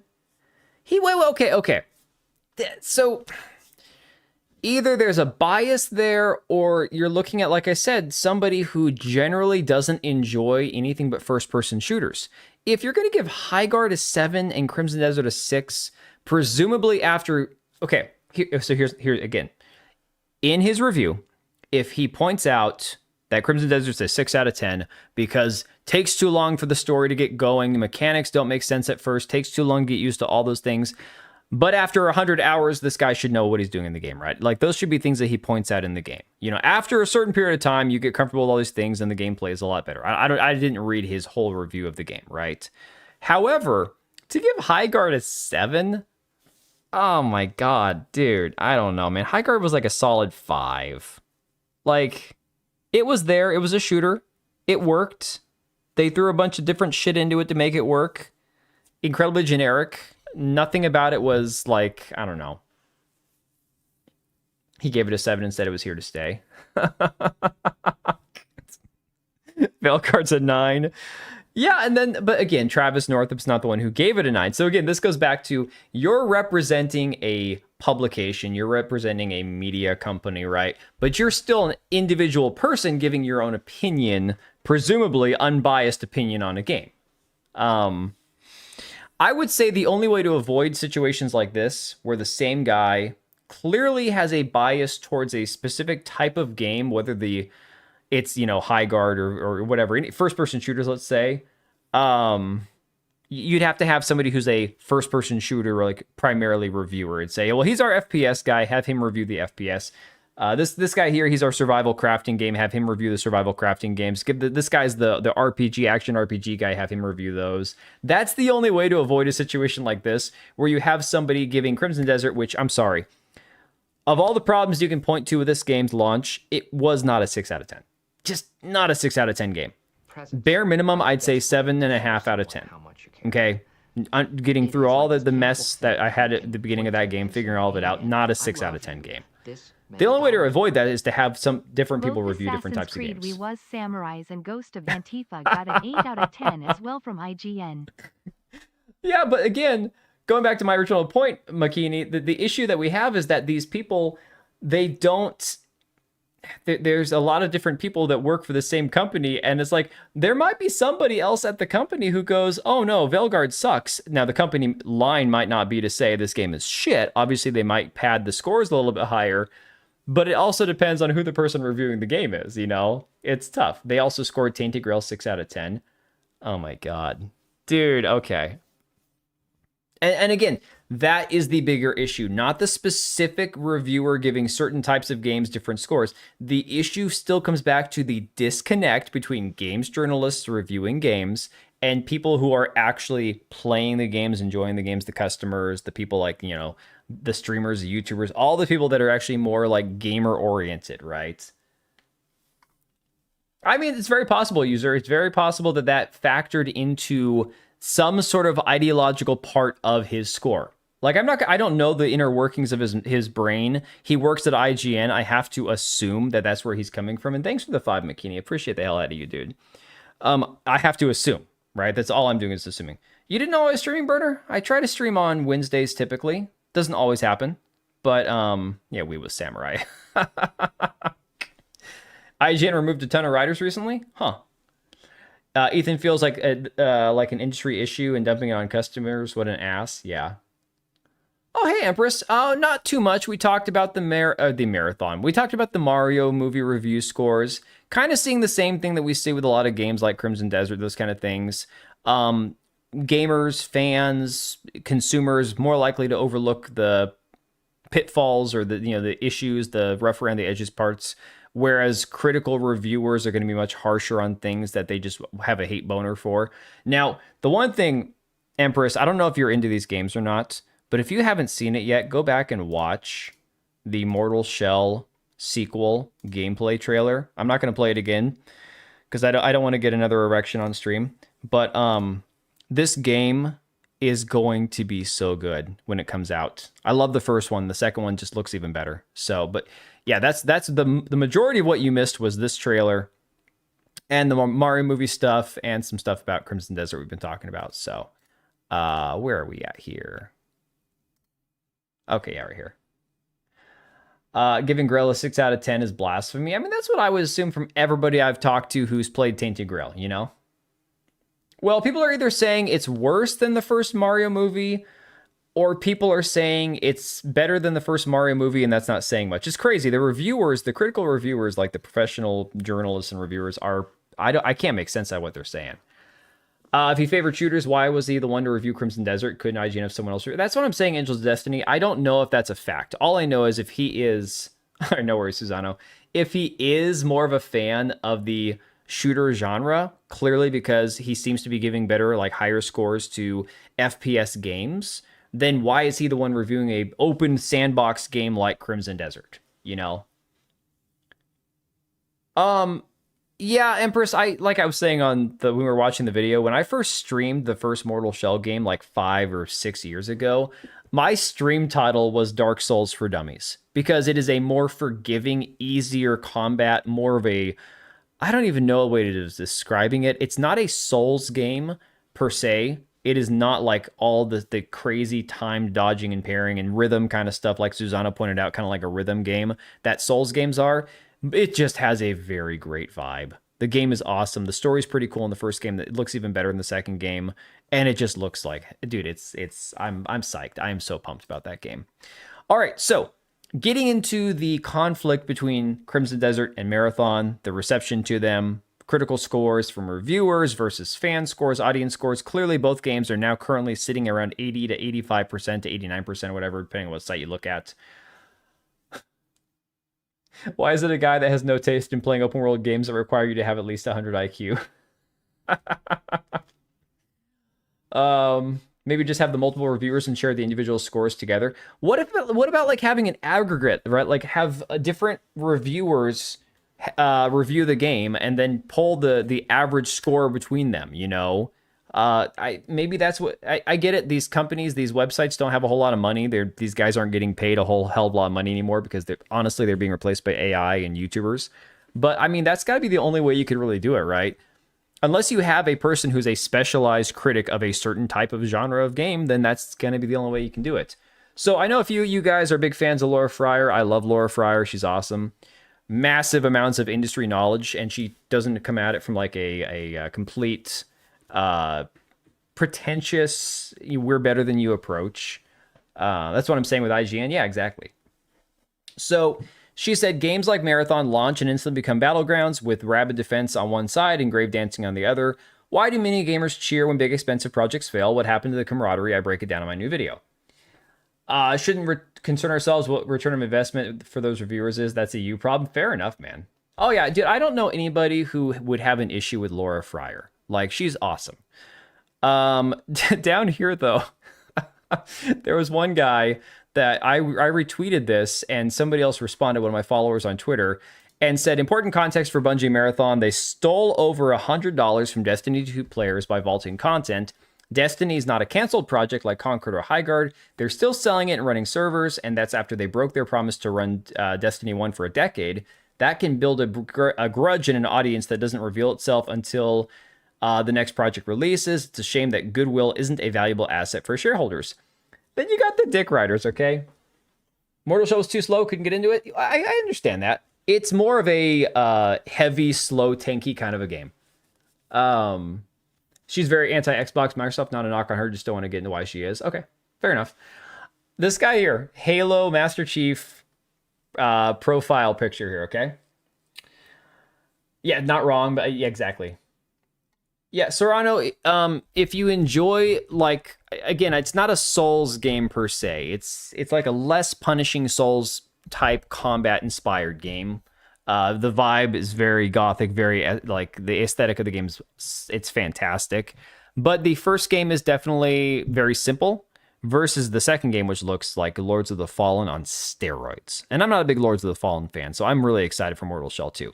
So this guy's like, taking the content out was detrimental, but no one stole anything. You signed the terms of service before playing the game. Next time, read it better. By you playing the game, you agreed to it. By you agreeing to it, you agreed to them doing that. Basically, this guy here is like, just consume, and when they take this product away from you, you need to understand that you signed a contract that said they could do it at any point, and so that's a you problem. So don't care, don't complain, just consume more products and whatever. So Jordan here says, arguing that anyone reads the terms of service is BS, especially when Bungie promised at their E3 demo that Destiny would be a decade-long game that never reset the vault or content. You can't advertise one thing and then terms of service the opposite. This guy says it's not BS, it's something you do for every game. Yeah, fuck your customers' rights. Exactly. Jordan says it's something you do for literally everything, yet no one reads. That's why it's BS. And he says, yes, it's BS that people don't read it and then complain the way they do after things they already agreed to happen. I agree. Sekiro DLC, I didn't know anything about that. I don't know. I've never played it. Shut the F up. You never read it either. You did. If you did, you'd know the language is intentionally confusing and overly complicated to make you miss the important details. No one should need to pass the bar to understand what they're signing for before every microtransaction. I think that's fair. The tea I drank a few hours ago is giving me heartburn. I must have not... It's kicking me like it's fighting with the tiramisu cheesecake I have from Costco. They have no teeth in the US. Yeah, I mean, that's kind of the thing. Here's the thing, from what I'm getting, that fans of Crimson Desert generally understand that this game is not for them and they're welcome to criticize it, but when Marathon, it's... Dude, exactly. McKinney, I have never seen anybody go like, oh, the Crimson Desert hate is so forced, man. Oh, the Crimson Desert haters keep showing... No, because guess what? People either say, Crimson Desert sucks, not a fan, I don't like this, don't like that, and people go, okay. Marathon lover, supporter, shill type people spend more time on Twitter talking about how much they love Marathon than they do actually playing the game. It's mind-blowing. Like, the amount of time these guys spend dick riding Bungie and Sony saying how much they love Marathon instead of just playing the game. It feels like a protected class. Exactly. It's the craziest thing. It's the weirdest thing. All right. A lot of games have added content without taking stuff away. Even as a Destiny fan, there was no reason vaulting content should have happened. Exactly. I think that's a rational opinion to have. Holy shit, this talking point needs to die. What about what I said was wrong? A live service game vaulting content to focus resources on content the community is actually playing isn't stealing. You're buying into a living world that updates and changes. Using loaded language and acting like a victim over nothing is disingenuous as fuck. He goes on to say, Destiny 2 did an engine update, and the time cost to port over all that old content nobody was playing would have been massive drain on current content resources. You can read about it from the devs' mouths over on Reddit. Okay. Oh my god. Of course he links back to Reddit. Oh man. All right. So let's go ahead and give Laura Frier's video a watch. And then if we have time, we will follow it up with Paul Tassi's video. Why did Destiny 2 need an engine update? To be honest, I don't have a freaking clue. I don't know. Let's switch to full screen as to not rob Laura Frier of her full viewing experience here. Can do the same if they falsely advertise the game and you want your money back. Again, if they use their debit cards. Yeah, I mean, it depends. A lot of people just buy games directly through like their PayPal and stuff. So that'd be I don't know. I'm not too worried about the ins and outs of that right this second. All I see from YouTubers is how they can't put down Crimson Desert. But see, the thing is, Cage, a lot of people say that too about Marathon, but then they go on Marathon on Twitter screaming and yelling about how Marathon haters. It's like, guys, this is the problem. People go, oh, you guys hate this game, and then the game dies. No. If somebody says my game sucks or my taste in movies or music sucks, I'm still going to watch that movie, listen to that music, or play that video game. I'm just going to be like, okay, that alone is not enough to kill a game. So you can bill Sony. Yeah. All right, here is Laura Frier's video, her take on the Marathon controversy, I guess you can say. I'm outside the Best Buy in Midtown. It's raining here in New York, but these gamers don't care. They've been out here in the rain since early this morning, and they're not leaving until they get an Xbox 360. Came out, man, I was hooked. Elo tree. What's going on? Dude, this really was a different time. Like, this is one of those things, it's stupid, it's silly. There are people who are waiting outside of a game store at midnight to buy an Xbox, like, whatever. But this is one of those things that we will never see again. My old life, right? Right, Sam? My brother, he waited outside of GameStop, I think the night that Halo 3 came out, to get a copy of that, and I thought he was crazy. But yeah. I think so, when McKinney. A new game dropping felt like Christmas morning for both the players and the devs. You would have these midnight launches where gamers would line up for hours to be the first to buy a new Xbox or the latest Halo. It was magical. And if a game ended up flopping, no big deal. Better luck next time. But that's not what's happening today. Take Marathon. It launches and it becomes the... Jesus, that game is so ugly. Oh my god, I get it. I know, and I know some of you guys play the game, and I don't mind. I don't care that you guys enjoy it. I honestly don't care. I'm not here to tell you not to play Marathon. But god, that game is ugly. Oh, I love Laura Frier. Yes, she's awesome. If I had nothing to do with my life, I'd play Crimson Desert nonstop. Dude, I feel the same way right now. I started my stream with Crimson Desert running in the background because I thought I was going to do a quick quest, and then I ended up climbing this gigantic tower for no reason at all because I couldn't get inside anyways. That's the gun and the optics on it, okay? This is what I'm talking about. Android vagina on screen. Oh my god. And it becomes the hill to die on. You have rabid fans attacking anyone with even mild criticism, and haters grave dancing on the game before it's even been out for one day. Bungie already had to rush out patches for microtransaction complaints and audio changes, yet the negativity keeps rolling. It feels like some people are treating the whole thing like a spectator sport. So what happened? Why do game developers and gamers feel like enemies? Why don't we feel like teammates anymore? What happened to the camaraderie that we had in the past? Well, for starters, the industry used to be much smaller. When I started playing games, I was the weird one. When I started... Dude, this leftism happened. Yeah, I mean, you're not wrong there, Serrano. This is very much like we were just talking about this. I was talking to my wife about this today. Because Larry Bundy, and most of you guys probably know, he's a big YouTuber, follows the channel. And he actually had put that tweet out there that, you know, the Halo, the Bungie that made Halo is not the same Bungie that exists today that made Marathon. He got that guy, Elliot Gray, the UI designer for Marathon, up in his mentions, all like, oh yeah, I'll tell that to, and he listed like 40 Bungie devs and said, I'll tell that to all these guys that still work at Bungie, right? And then I went through and looked at each and every one of them, and only 6 of them even worked on the original Halo game. So you're talking 6 current employees of Bungie who worked on the original Halo out of 850 to 900 employees. Larry's point was correct. Larry's point was accurate, you know? Yeah, what she said there about being the weird one, dude, when I was a teenager, I can remember, okay? When I was a teenager working, at one point my family had a restaurant. We hired a bunch of like the teenage girls that we knew from like youth group and high school and stuff and friends that we had. And when we'd be in the kitchen getting stuff, you know, prepped, we also had a bakery. So we were doing a lot of like prep and all that. Us guys would talk about video games. One of the girls walked in, we'd stop. We wouldn't talk about video games around the girls. And this was only like early 2000s. Doesn't seem like that long ago, but really it was. It was an entirely different world where it wasn't normal to talk about video games around people who weren't part of your group. You know, it was kind of an in-group thing. Making them, everyone thought I was crazy. The teams were small, there exactly, were 10 Susano. to 100 people, and they were passion projects.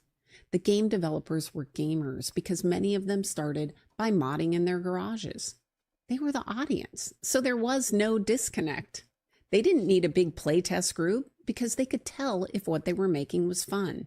And they didn't face the issue a lot of devs face today in big... Because the toxic positivity didn't exist at that point either. They didn't do that shit. If somebody said, hey man, this sucks, we need to fix it, the other guy would say, yeah, you're right, we need to fix it. Studios, where they land on a game that they wouldn't play themselves. Thank you very much, sir. There was definitely some competitiveness. Hey, Major, thanks for subbing, appreciate it. Peter Moore, who ran Xbox back in the day, has talked about how he encouraged the console wars. He said he did it because gamers loved seeing the Xbox versus PlayStation arguments. And that healthy competition lifted all ships. I know you guys said that she has a hate boner for like Xbox and stuff, but she spoke really kindly about Phil Spencer and all that in a video a couple weeks ago or whatever. So I'm maybe that's just something I haven't noticed because I've only been watching her content for a few months or so. But I don't know. Woke basically destroyed gaming. It tried to, for sure. Behind the scenes, we still went to each other's parties and we celebrated our gaming wins together. It felt like a real community. It felt like we were all part of the same team and part of the same club. And the talent in the industry, healthy competition, was exactly. Because making a game was hard, and the technical challenges and the speed of change in hardware kept the bar high. It was about your ability to self-teach and quickly understand the latest tech. You didn't go to GDC to sit through a tutorial on how to inject climate change themes into your game. You went to GDC. Dude, I know I'm not a developer, and I've been emailed in the past from developers about the, what is it, the IDG, the Indie Games Developers Conference, IDGC, I think it is, that is hosted by one of those weirdo freak gals that also does like narrative consultation shit. These people, it's all like so long ago now. It feels like a lifetime ago I've covered these people. But I feel like GDC and a lot of these other events are basically pointless for 90% of what they do compared to what they would have been doing like 10 years ago, 15 years ago even. See, for survival, you had to learn from all of the amazing people around you. Look at John Carmack. He didn't have a master's degree in computer science. He dropped out of college after a couple of semesters and he taught himself. He co-founded id Software and basically invented the modern first-person shooter with games like Wolfenstein 3D, Doom, and Quake. Yes, there was some big money to be made, but it wasn't about that. id Software started with shareware. They would release the first part of the game for free, and if you liked it, you paid for the rest. That's how Doom spread like wildfire and made them successful without giant marketing budgets. Oh my God.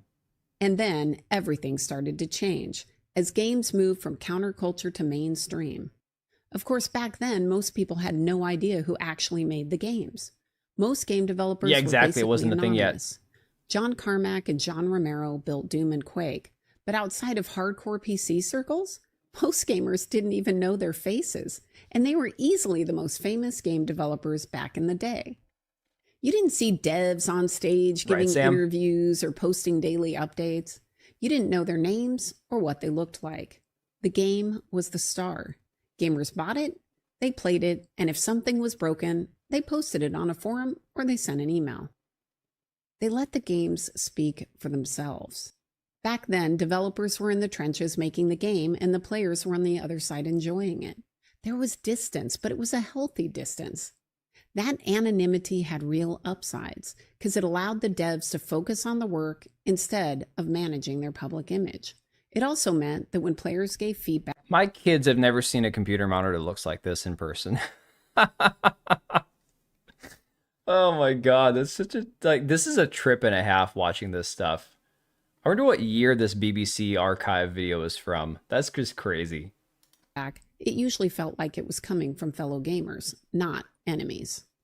The press were the gatekeepers back then, but reporters mostly focused on the game, not personal questions. There were some disadvantages because these gatekeepers weren't always fair.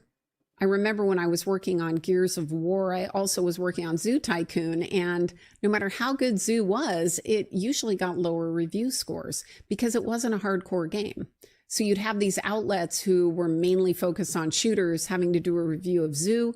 They don't like the genre. So, dude, this feels like exactly what we had with what we just talked about with Travis Northup over at IGN. Like, if you give Highguard a higher score than a game like Crimson Desert, faults and warts and all those things aside, clearly you have an interest in one genre over another, so why are you reviewing that, you know? Remember that Apple Clear computer? I think so, yeah. Had that monitor circa 1999. Yeah. First game I made was on the TI-82 if I don't count a tape-based game I programmed. That game was really good. But I get what she's saying, that like back then they would have looked at a game like Zoo Tycoon as a throwaway game compared to like a Doom title, you know? The game didn't do that well. We just ignored most of it and kept going. Then everything accelerated when big business really moved in. Investors could smell the money, and suddenly that old model of make a great game, sell it once and move on wasn't enough anymore. Then resellers like GameStop showed up and they started reselling the games many times for a cheaper price. Game makers would invest millions in a single-player game and then watch a lot of the money go to the GameStop instead of back to the studio. A popular game could get resold 7 or 8 times, and the developer would only see the money from the first sale. That hurt. And gamers weren't doing anything wrong. They wanted cheaper games. It's understandable what happened, but it made it much harder for the developers to get paid for the work that they were doing. Dude, I saw a crazy video from somebody that went to a GameStop. I don't know who it was on Twitter. Or it might have been YouTube short. Guy goes into a GameStop and he pulls up, I can't remember what the game was. It was like a used game for $30. And she's like, yeah, but if you buy it new, it's $20. He's like, what? They're like, yeah, we're trying to, they're clearancing off the inventory of the new games. So the new game is $20, $10 cheaper than buying it used. Oh, and right now games are buy 2, get 1 free, and it doesn't matter what the price is. I'm like, oh my God. So they have used copies on their shelf that they're selling for more than the new copies. It's absolutely like mind blowing. Lived through in PC games installed through multiple 3.5-inch floppy disks. Oh man. Yeah. Our original computer had a 3.5-inch, and I didn't even think I have a disk drive, to be honest. Gears of War midnight releases were the best. I don't think I ever did, like, I was never big into Gears of War, but I was there for a few midnight releases, definitely like the Halo games. So publishers started chasing the live service dream. Instead of a complete game you buy and own, we got games that are never really done. We have always online requirements, that was weird. Battle passes, digital rights management so they don't lose money on the first day, microtransactions for skins, weapons, or even faster progression. And I saw this shift happen up close. I watched games go from millions to hundreds of millions of dollars, the teams ballooning out of control. The pressure changed from make something fun to you're going to have to hit these engagement metrics and these particular revenue targets. Devs who just wanted to pursue cool gameplay, they started answering to spreadsheets. And the players felt it. You don't really buy the game anymore. You license access to something that can disappear if the server shut down. Now, the real corporate bootlickers are the ones who will tell you, well, even buying it on a disc, you still don't own it. You're still just renting a license for it or whatever. Need for Speed Most Wanted 2005. Oh, dude, that was great. That game was awesome. Player experience with always online checks, loot boxes, and time-limited events. And games started to feel a lot less like entertainment and more like a job with optional spending you could do. Look at what happened with Concord. It launched with huge God, Concord was also so freaking ugly. Holy shit. In general, the funding goes to the publisher, not the studio that made the game, right? Expectations. It cost a fortune to make, and it shut down within a couple of weeks. Gamers see these expensive live service experiments that nobody really asks for, and when they flop, a lot of people cheer. Not because they hate the developers who made them, but because it feels like the market is finally hearing gamers' voices. Right. Yeah. So Serrano, it's like, yeah, technically that might have been true back in the day. Like, well, you can't make copies of it because you don't really own it, but it's like you still at least had the physical copy. And if you didn't have to have the internet connected to your console to play it, you owned that thing for, you know, all intents and purposes. Now it's like, no, they go, we're going to remove it from your Steam library. We're going to pull it off your PlayStation, remove it from your Xbox account, whatever. Those voices are saying, no, Concord, I'm not going to be an endless wallet for you. Gatekeeping has been part of the problem too. So freaking ugly, with game man. Journalists and then moved to streamers and my YouTubers. God. Game companies understandably want to control the message, so Same they Black offer Cat. early access or they pay the creators directly. It's hard for creators to make money on content, so many of them get lured in. We saw this clearly in 2016 when Warner Brothers settled with the FTC for paying influencers to post positive videos for Middle-earth: Shadow of Mordor without... Why would you need to pay influencers to post positive gameplay? This game was awesome. That's what you know, the lack of faith that some of these companies have in good games too is pretty, it's staggering. Like, look, a good game, you should know when you have it.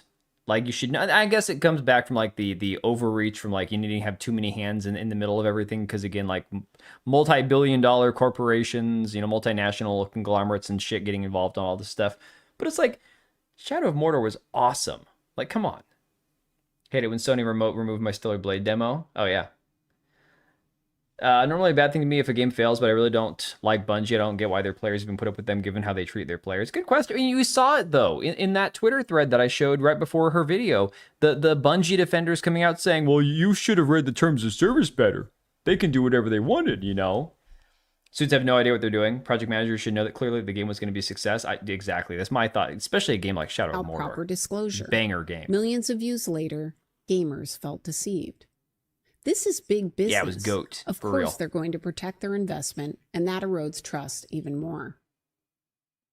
And that's the problem. The gatekeepers often make gamers feel like something is off. At best, they look out of touch. At worst, it feels like they're lying to us. Look at Dragon Age: The Veilguard. Okay, critics gave it an 84 on Metacritic. Users? A 4. Compare that to Crimson Desert. It faced heavy backlash over the AI art issue and got hammered by some. Yet many players are actually enjoying the gameplay, and the scores show it. Gamers look at that and they start asking why one game seems protected while the other gets dragged no matter what. And then there are the game developers that sometimes feel threatened on social media, so they lash out and try to control the narrative. And a lot of times they don't realize how out of touch they are with the actual people buying and playing their games. On the one hand, it's understandable. They're heads down working on the game for years. But with bigger teams, a lot of times you're also getting people on the project who are no longer there to make the best game possible. You get consultants or internal voices pushing priorities that have nothing. It's funny that she mentions the consultants when we're showing like footage from like Avowed and Veilguard and talking about all that too. In a way, props to Strauss Zelnick. He said he doesn't know about the games. He trusts the devs. I think that's the same reason Star Wars Battlefront was getting hate, by the way. Oh, okay, yeah, MXT stuff. Yeah. To do with fun. Take the art director on Avowed. When he was challenged about some of his creative choices, ooh, she's calling him out. That he so badly wanted to make Elon Musk mad with his game. Obviously, his focus wasn't on making a fun game for the players. Dude, shots fired. It was about pushing a message. W for Laura. And that message has reach. Controversial rage bait gets amplified fast on social media. Oh, here we go. Even when developers are trying to be measured, their words can get twisted, and the next thing you know, their game is caught in the crossfire. And this is why we're here today. The camaraderie we used to have took a real hit. When the relationship is built on how much more can I get you to spend on my game, trust erodes fast. When your favorite influencer or journalist is suddenly praising a game that clearly isn't good, trust erodes fast.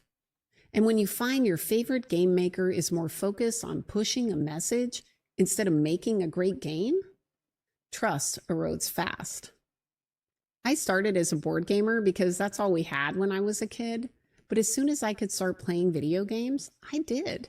And I remember how magical those early days were. And as a gamer first and later a game developer, I see both sides. And when I look at this rift, it's heartbreaking, right? Game developers just want to make the games that they love. They want to make a game and let everything like the money and how we get to the next one sort itself out. And most players just want to play the game. They don't want to have to try to figure out never talk shit about your players 100%. Or spend hours researching to make sure that the game that they're being sold is what they're actually buying. I still long for those simpler days. I understand things change, but I also believe we can get back to what made gaming special. At some point, the game makers and the players need to give each other some grace.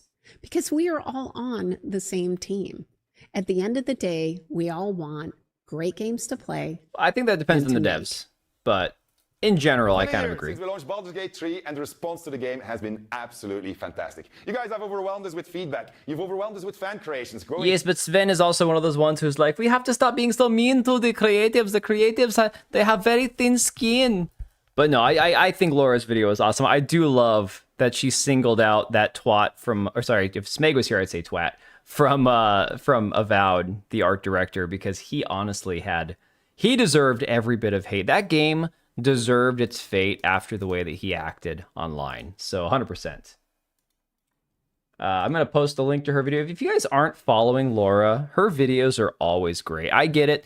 It's not as fun as like a Donkey or Fleekazoid video, but she's always got great insight. Sven seems like he's running a daycare, not a studio. Red Black Cat, that's what it seems like, man.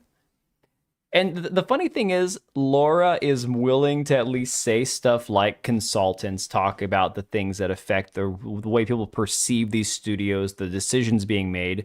It's like, I don't think that she's a chud or some right-wing whatever, but she at least is looking at it through an analytic lens and going, yeah, something along the way changed. Something changed, you know? So good on her. Like, I respect the hell out of that. That's pretty awesome. Oh yeah, Fleekazoid for real. Matt Hansen, thank you. Didn't he retreat off of Twitter and go running over to Blue Sky? Or Pedo Sky, I think they call it. All right, let's go ahead and go. We're gonna go straight into Paul Tassi's video now. So I know that we're watching a lot of video stream, guys. I do apologize. I know that we like to do a lot of talking, and I always get like sidetracked and all that stuff.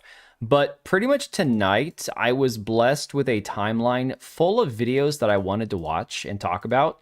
And it's Paul Tassi's is the man has me blocked on Twitter because I've given him so much shit, obviously. No hard feelings about that. I probably deserve it.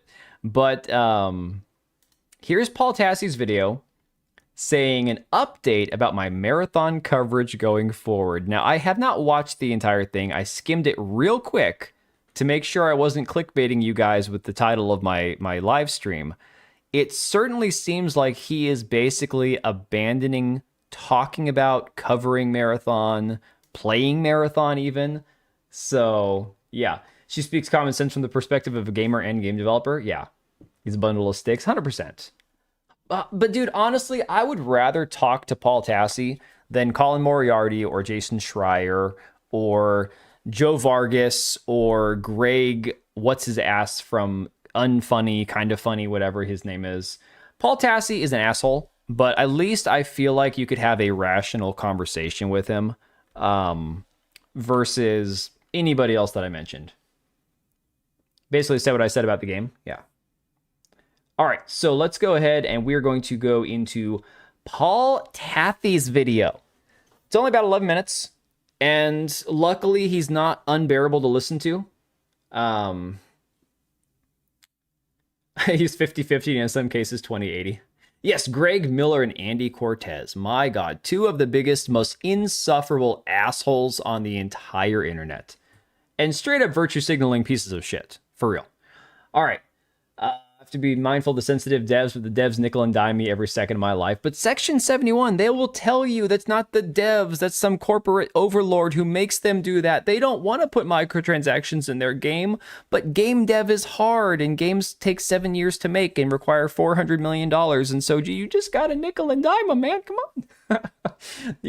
You have to be nickeled and dimed for the games to succeed, right? You have to buy every game, never complain about it, and keep consuming, or they won't have a job, and that's somehow your responsibility to make sure they're employed. So, all right. Here you go. Paul Tassi on Marathon.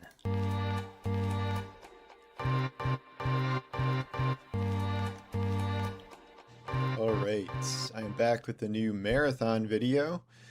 This one is going to be different because it's just kind of personal and agreed, Susano. About me and my coverage going forward of Marathon for the most part. Not about sales, not about... Side note, I think I have this exact same basket. I think he got this at Costco. I have my dog's stuffed animals in it too. Prio archive or anything like that. I'll turn the volume up Obviously, a little I've been bit. covering Marathon a lot, and recently my kind of takes on the game have been disrupted by what is now... All right, let me know if that's loud enough. I turned it up a little bit. I didn't want to blow out you guys' eardrums. But I think that's... I'm looking at it. It's in the yellow now. We should be good. You should be able to hear him now. He's got a very soy face. Paul's a little soy. He's a journalist through and through. Funny didn't really start drying up until around 2022. VC ins dropped off around 2024 or so. Okay, audio's good. All right. 200 hours of Crimson Desert, and I am not stopping playing Crimson Desert because there was probably another, I don't know, let's say 50 to 100 hours left. I'm at like 25 hours. So I'm pushing Marathon for a very long time now. I feel, almost unsustainably behind for this season of Marathon, and if I go back and I try to complete all the quests I didn't do for the permanent upgrades, like that's going to take forever. And I'm not remotely geared for these other things. I got to assemble a team to... Man needs a haircut. He's got hair hanging in front of his ears, but that's a completely side tangent of mine. Run some of these things. Everyone's running around the map with purple and gold loot now, and it's like I do feel just very far behind. But it's less about this season and more kind of about I'm ending up where I thought I would with Marathon. I think objectively for this genre, it's a really good game, but this is not my genre, and this has not converted me to make this my genre. But it's not just that. It is the fact that in recent years... you guys are being meaner than I was. But yeah, so McKinney says, I don't completely hate Paul. I find him to have absurdly bad and disingenuous takes. Angels says, I do believe Paul loves gaming, but he's a bit soy and works for Forbes. So, okay, fair enough. But see, here's the thing about Forbes and some of these people's opinions. You got guys like Eric Kane over at Forbes, who's awesome. Politically, we're on different sides of the spectrum, but in general, his takes are very good about pop culture, entertainment, movies, games, whatever. He just comes at it from a different political spectrum, right? Paul, unfortunately, I feel like lets his political ideology first and foremost dictate his opinions on gaming, despite the fact that I do believe, like you said, that he does really enjoy... You don't put 200 hours into a game that you're not reviewing just to have fun if you don't love games, right? For sure. You're bored? Sorry. I have found myself kind of running into the same pattern with PvP-specific games, where I play them, and ones that are good, I like a good amount, and I will go really, really, really hard on them. Why does my screen keep cutting out? What is going on with that? Burn out. Usually it starts where I am able to play with friends because something is new and hot and fun, and everyone wants to play. They may drop off because they have real lives and cannot play these kind of games every night. It's like, well, Paul, I don't have friends to play with, so you're already ahead of me, so shut up. We used to when we were in college. So I will keep playing, I will keep grinding, and then I will hit a point a couple of months in where I'm just like, okay, like. Oh, okay. Hang on, Empress. I gotta push back a little bit. Paul Tassi is pretty soy, but he is. I'm gonna be a little homosexual at the moment. Paul is a much better looking man than Endymion, and Endymion is. Whew. I saw that man on a short. I don't even subscribe to his channel. He came across my shorts the other day, and I'm like, who the fuck is that? Oh my god. It's kind of a boring talking the game. No passion, kind of duel. It's clear he doesn't care about the game. Endymion's 1,000% getting deported. And Endymion's in Canada, so he's safe. He's not going anywhere. I was shocked at how awful Endymion looks. Like, I'm not even gonna lie. He looks terrible.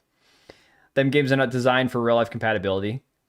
Yeah, Endymion needs to put down the cookies. Exactly. I'm hitting a wall here, and I have all this other stuff to play and to do, where the problem with me trying to make progress, quote unquote, in these games now is that it just takes so many hours to become good. Where, you know, I think that's true not just for me. I am old, and so it is hard to be good at harder core PvP games in general, but also... I'm probably older than you are, Paul, so shut the hell up, man. Plus, I don't know that you got any kids. That fancy little friendship bracelet you got on your wrist is an indicator of me that if it's not from when you were kids, then you might not be procreating, if you know what I mean. That I just remembered about Endymion. I was repulsed. I was a little shocked by that when I saw him.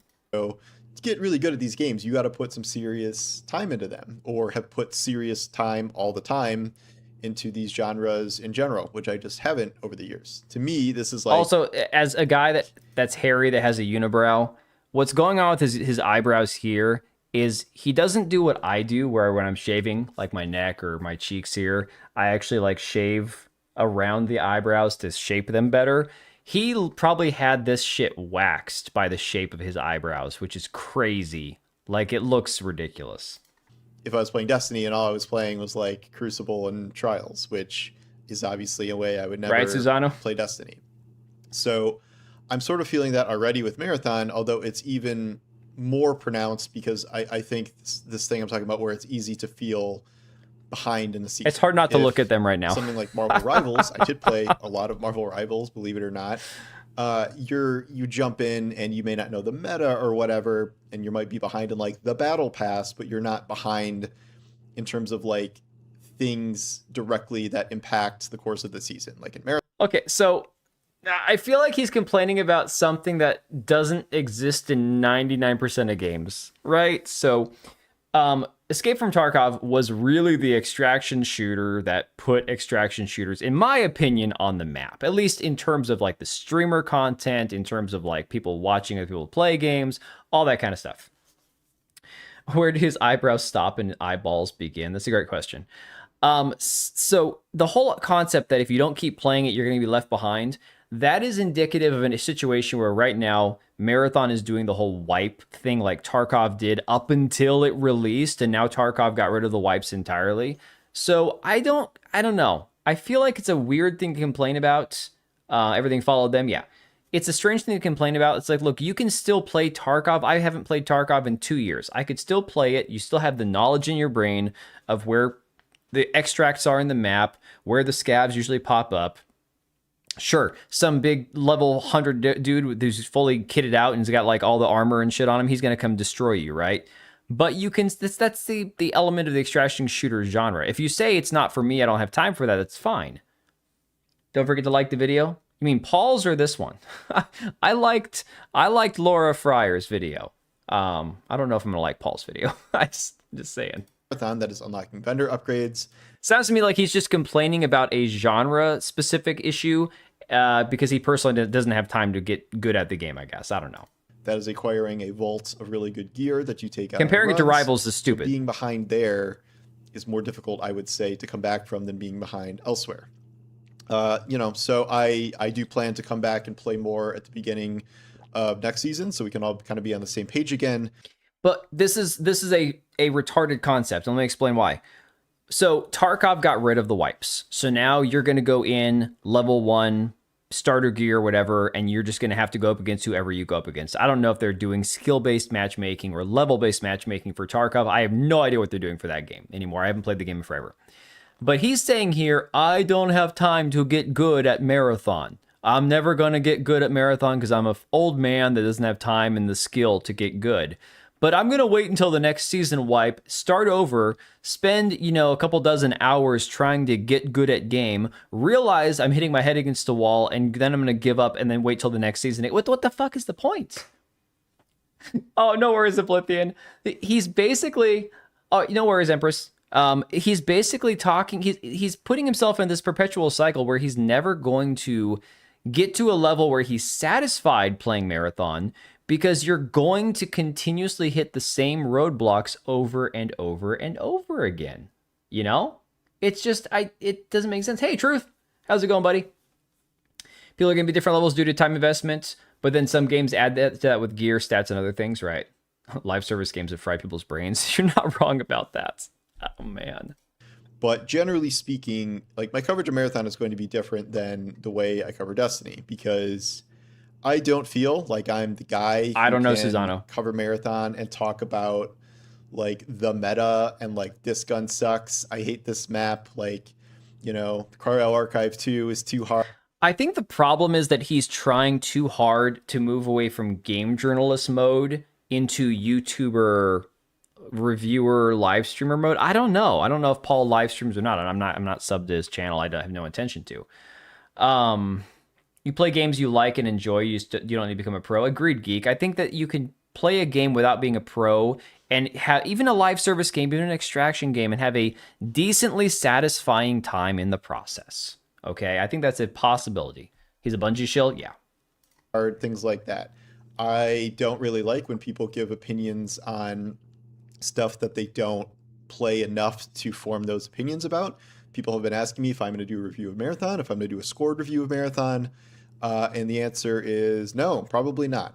I have played, a good amount of Marathon, but I did not do more than like a couple of rounds of Outposts. I did not do... He's chickening out. I'm telling you guys, I'm so glad that I titled the stream that he's quitting Marathon, because he really is. He really is. If you can't enjoy a game without playing it daily, that's a Skinner box, and it's not a good game. Thank you. Now Marathon made him sad because he can't glaze it with any credibility. So this goes back to the initial problem that I've been saying that Marathon's had, and even Crimson Desert had, right? This was my biggest issue with those two games, where I thought that they were similar in respect, that if somebody has to play it more than 3 or 4 or 5 or 6 or 7 hours to start enjoying it and having fun, that's a problem with the game. Then take a situation like Marathon. First off, Crimson Desert, single-player game, not multiplayer. Much more pleasant to look at, easier on the eyes. Marathon, it's like shockingly bright, then really weird and transhuman, and then the fucking moth thing in the loading screens, and everything else was just weird. Creepy, weird, strange, transhuman vibes. A lot of people were turned off to the aesthetic of the game. Then you get into the UI being weird and cluttered, the inventory screens, the items looking strange, the menus being strange, and then the dick riders being complete dicks about the game, saying, if you don't understand this, that's an intelligence problem. So okay, I play the server slam for 4 hours. I have people online telling me I'm an idiot if I don't like the look of the game and can't understand this, and I'm going to say, yeah, I'm going to jump off and go back to other games that don't hurt my eyes that I actually enjoy, right? So it's that simple, You need to play forever. I probably shouldn't be playing video games and listening to him. Don't fall asleep, man. I played Battlefield 1 for many years, so I'm not a pro, but I enjoy it, right? Exactly. It's a good day when you get a good KDR, right? Cryo Archive at all. And so I'm not going to I leave when this game doesn't suit me at all. Yeah. Review that based on what is probably an incomplete experience of the game. I get mad at other people for doing that all the time. What does Paul view as an incomplete experience of the game? I that's what I want to know. Avowed was the same as Marathon. I didn't like the art style. Yeah, something is weird about Avowed with the style of that game too. It's very strange. It's hard to describe. In various things, and some people have accused me of doing this with one game or another over the years. Sure, wow, this one hair is crazy. But yeah, fix your hair there, in this case, I think it's a pretty clear example of I am not in a position to score this game, or going forward, if I'm not playing, a super large amount, to comment on individual aspects of gameplay that are good or bad or whatever. That said, there are stories about Marathon that are not within Marathon, and that's what I've been covering mainly. You have seen my stories. I don't understand. I want to know truly what Paul thinks is a reasonable amount of time to allow yourself the freedom to give it objectively a score that you think is fitting of the game for what you've played of it. Is Paul saying, I've played 40 hours of Marathon, but because I haven't been able to do the cryo archive, because I haven't gotten good at the game, I can't give it a fair review? That's bullshit. Obviously about player count and sales and things like that.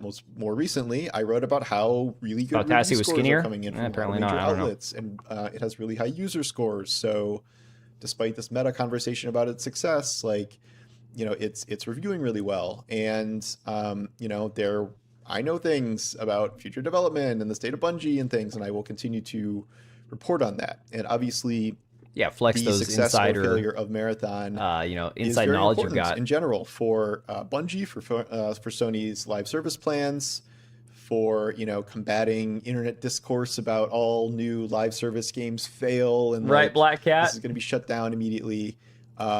There are going to be successes here, and I think successes are, you know, the quality of the game and how much people that are still playing like the game, and there are challenges which include, you know, how it initially launched in terms of, you know, success, how it's retaining players, things like that. Dude, I'm getting the impression that he has gotten so much shit over his...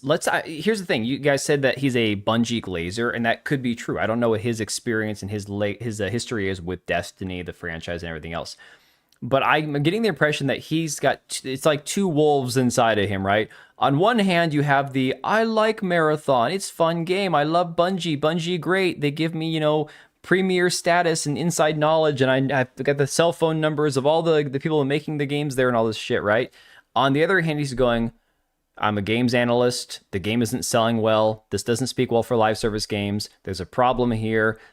Someone should be hitting the panic button at Bungie. Oh my God, this game's probably going to go offline. Oh, you know, the Chuds are going to win again. And it's like, he probably has these two wolves inside of him battling right now, and it makes him look so depressed. It's so bleak. Content from him isn't only about Bungie. I think he wants to like Marathon but can't. Now he's sad and confused. Exactly. That's what I'm getting. So I think there was plenty to talk about Marathon, but that will not necessarily a medieval reshade. Ooh. Me, you know, lending my vast expertise on all Marathon's top level content. You know, if you've been watching my videos, you know that I do similar things for different aspects of Destiny. I talk a lot about Destiny, about how the new activities feel, how the story is, like... Is anybody you know, actually talking about Destiny, though? Within the game, I will talk about what things are overpowered or what should be nerfed or what should be buffed and things like that. But aspects that I do not play a lot, gross. I do not comment on. I don't review the new raids because I am not in a position to run raids almost all of the time, given my the state of That's my what I thought, Serrano. Destiny playing friend group and the fact that I have 2 children now. So that's something I don't really talk about. Good question, Susano. I don't know about Forbes putting me in a similar situation where, again, I found myself falling into this with a lot of PvP games, but Marathon, I think, is more punishing than most in terms of both being behind and then also actively playing at any given time. Because if you're my age and have 2 kids and... Okay, he does have kids. Yo, Truth, we just watched that before this video, man. He can't no life it because he has a life? Okay, well, there's your answer. So, I don't know, guys. This goes back into that conversation we were having about Travis Northup over at IGN. If you're primarily a gamer who plays a specific type of game, should you be the one reviewing a game that you never play, a type of game you never play? If you are married with kids, is it reasonable to say, well, because I can't no life a game, which actually, hang on a second, let's back up. And now I see the eyebrows on my TV. But Laura Frier's video was awesome, dude. Great video. I want to call bullshit a little bit as somebody who's a married dad, 3 kids, all of them in sports. I'm now helping assistant coach on 2 teams out of my 3 kids. I got roped into that. Traveling for my oldest son's team. This weekend, we have our first game. We have to travel to like an hour and a half away. 2 games back-to-back doubleheader. That's my entire Saturday, Easter weekend. And on top of that, everything else in life. And I still can find time to play games at some point that I want to enjoy. I still, in the last couple months, put over 100 hours on Ark and other games I've played as well, too. So if his job is to be a game reviewer and he's saying, I've put 200 hours on Crimson Desert and I'm not done yet, well, bro, you could have put 200 hours in the Marathon.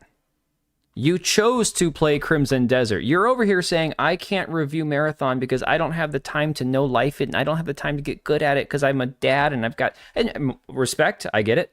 As a dad, 100%. Real life responsibilities come before game time. That I get it, you know? So the reason that I'm having an issue here is he's choosing to spend 200 plus hours on Crimson Desert, a game that he obviously is enjoying, that he could have been spent getting good at Marathon so that he could give Marathon a critical review score. But instead, he's sitting here going, but I don't have time. I don't understand. I don't get it. Having the two people review a game would be a good idea for a bib publication. Yeah, exactly. You kind of get an aggregate score there.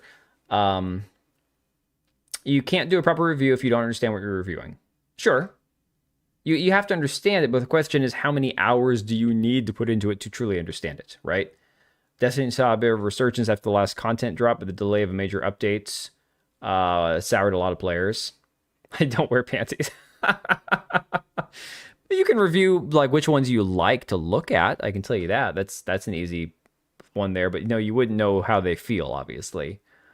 Are you good at those games or mid? He wants to do both.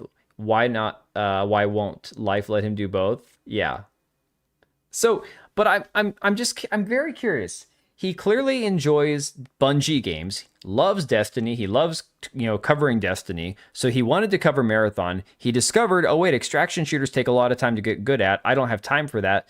But if he really, my point comes back to the fact about satisfaction and enjoyment. He wants to say, well, look, positive review scores for Marathon, obviously a good game. But he himself doesn't have enough fun playing the game to get good at it because he's putting 5 times the amount of time into Crimson Desert than he is in the Marathon. I'm having an issue with his conflicting opinions here is all. That's just my take.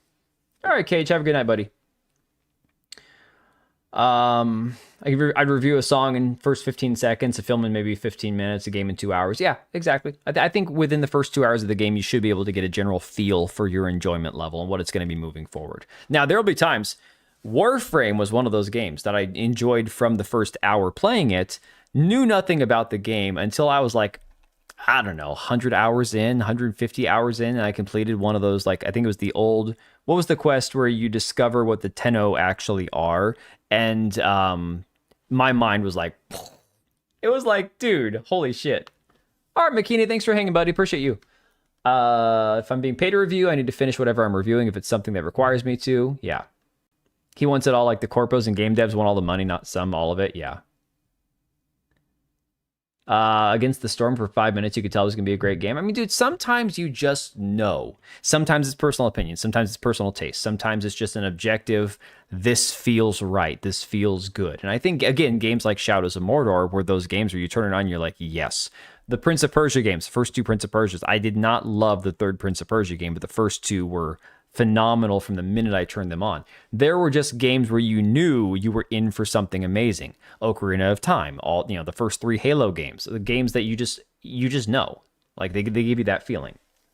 And, one of them wakes up 30 minutes after you put them down, and you've started a game of Marathon, like you're fucked. Like, you're gonna lose all your shit. Like, it's not. All right, now this is the whole. Do I have the Alana Pierce? Clip? Hang on. Where she said that you have a disability if you're a parent trying to play a game and you can't pause. And I'm like, you're basically calling people retarded because they can't pause the game. It's not a disability. It's called, if you die, you die. You're a grown-ass adult. You pick up your big girl panties and you just go back into the next match knowing that you got interrupted. It's like, yeah, oh yeah, dude, the Alana Pierce one. Yeah. Just like you've lost a match of a defect. battle royale or a arena shooter. It's happened to me, guys. It's happened. I was live streaming on Christmas Eve the year before COVID, and one of my kids woke up at like 11 o'clock puking, and I had to walk away from my stream. Dying is gay.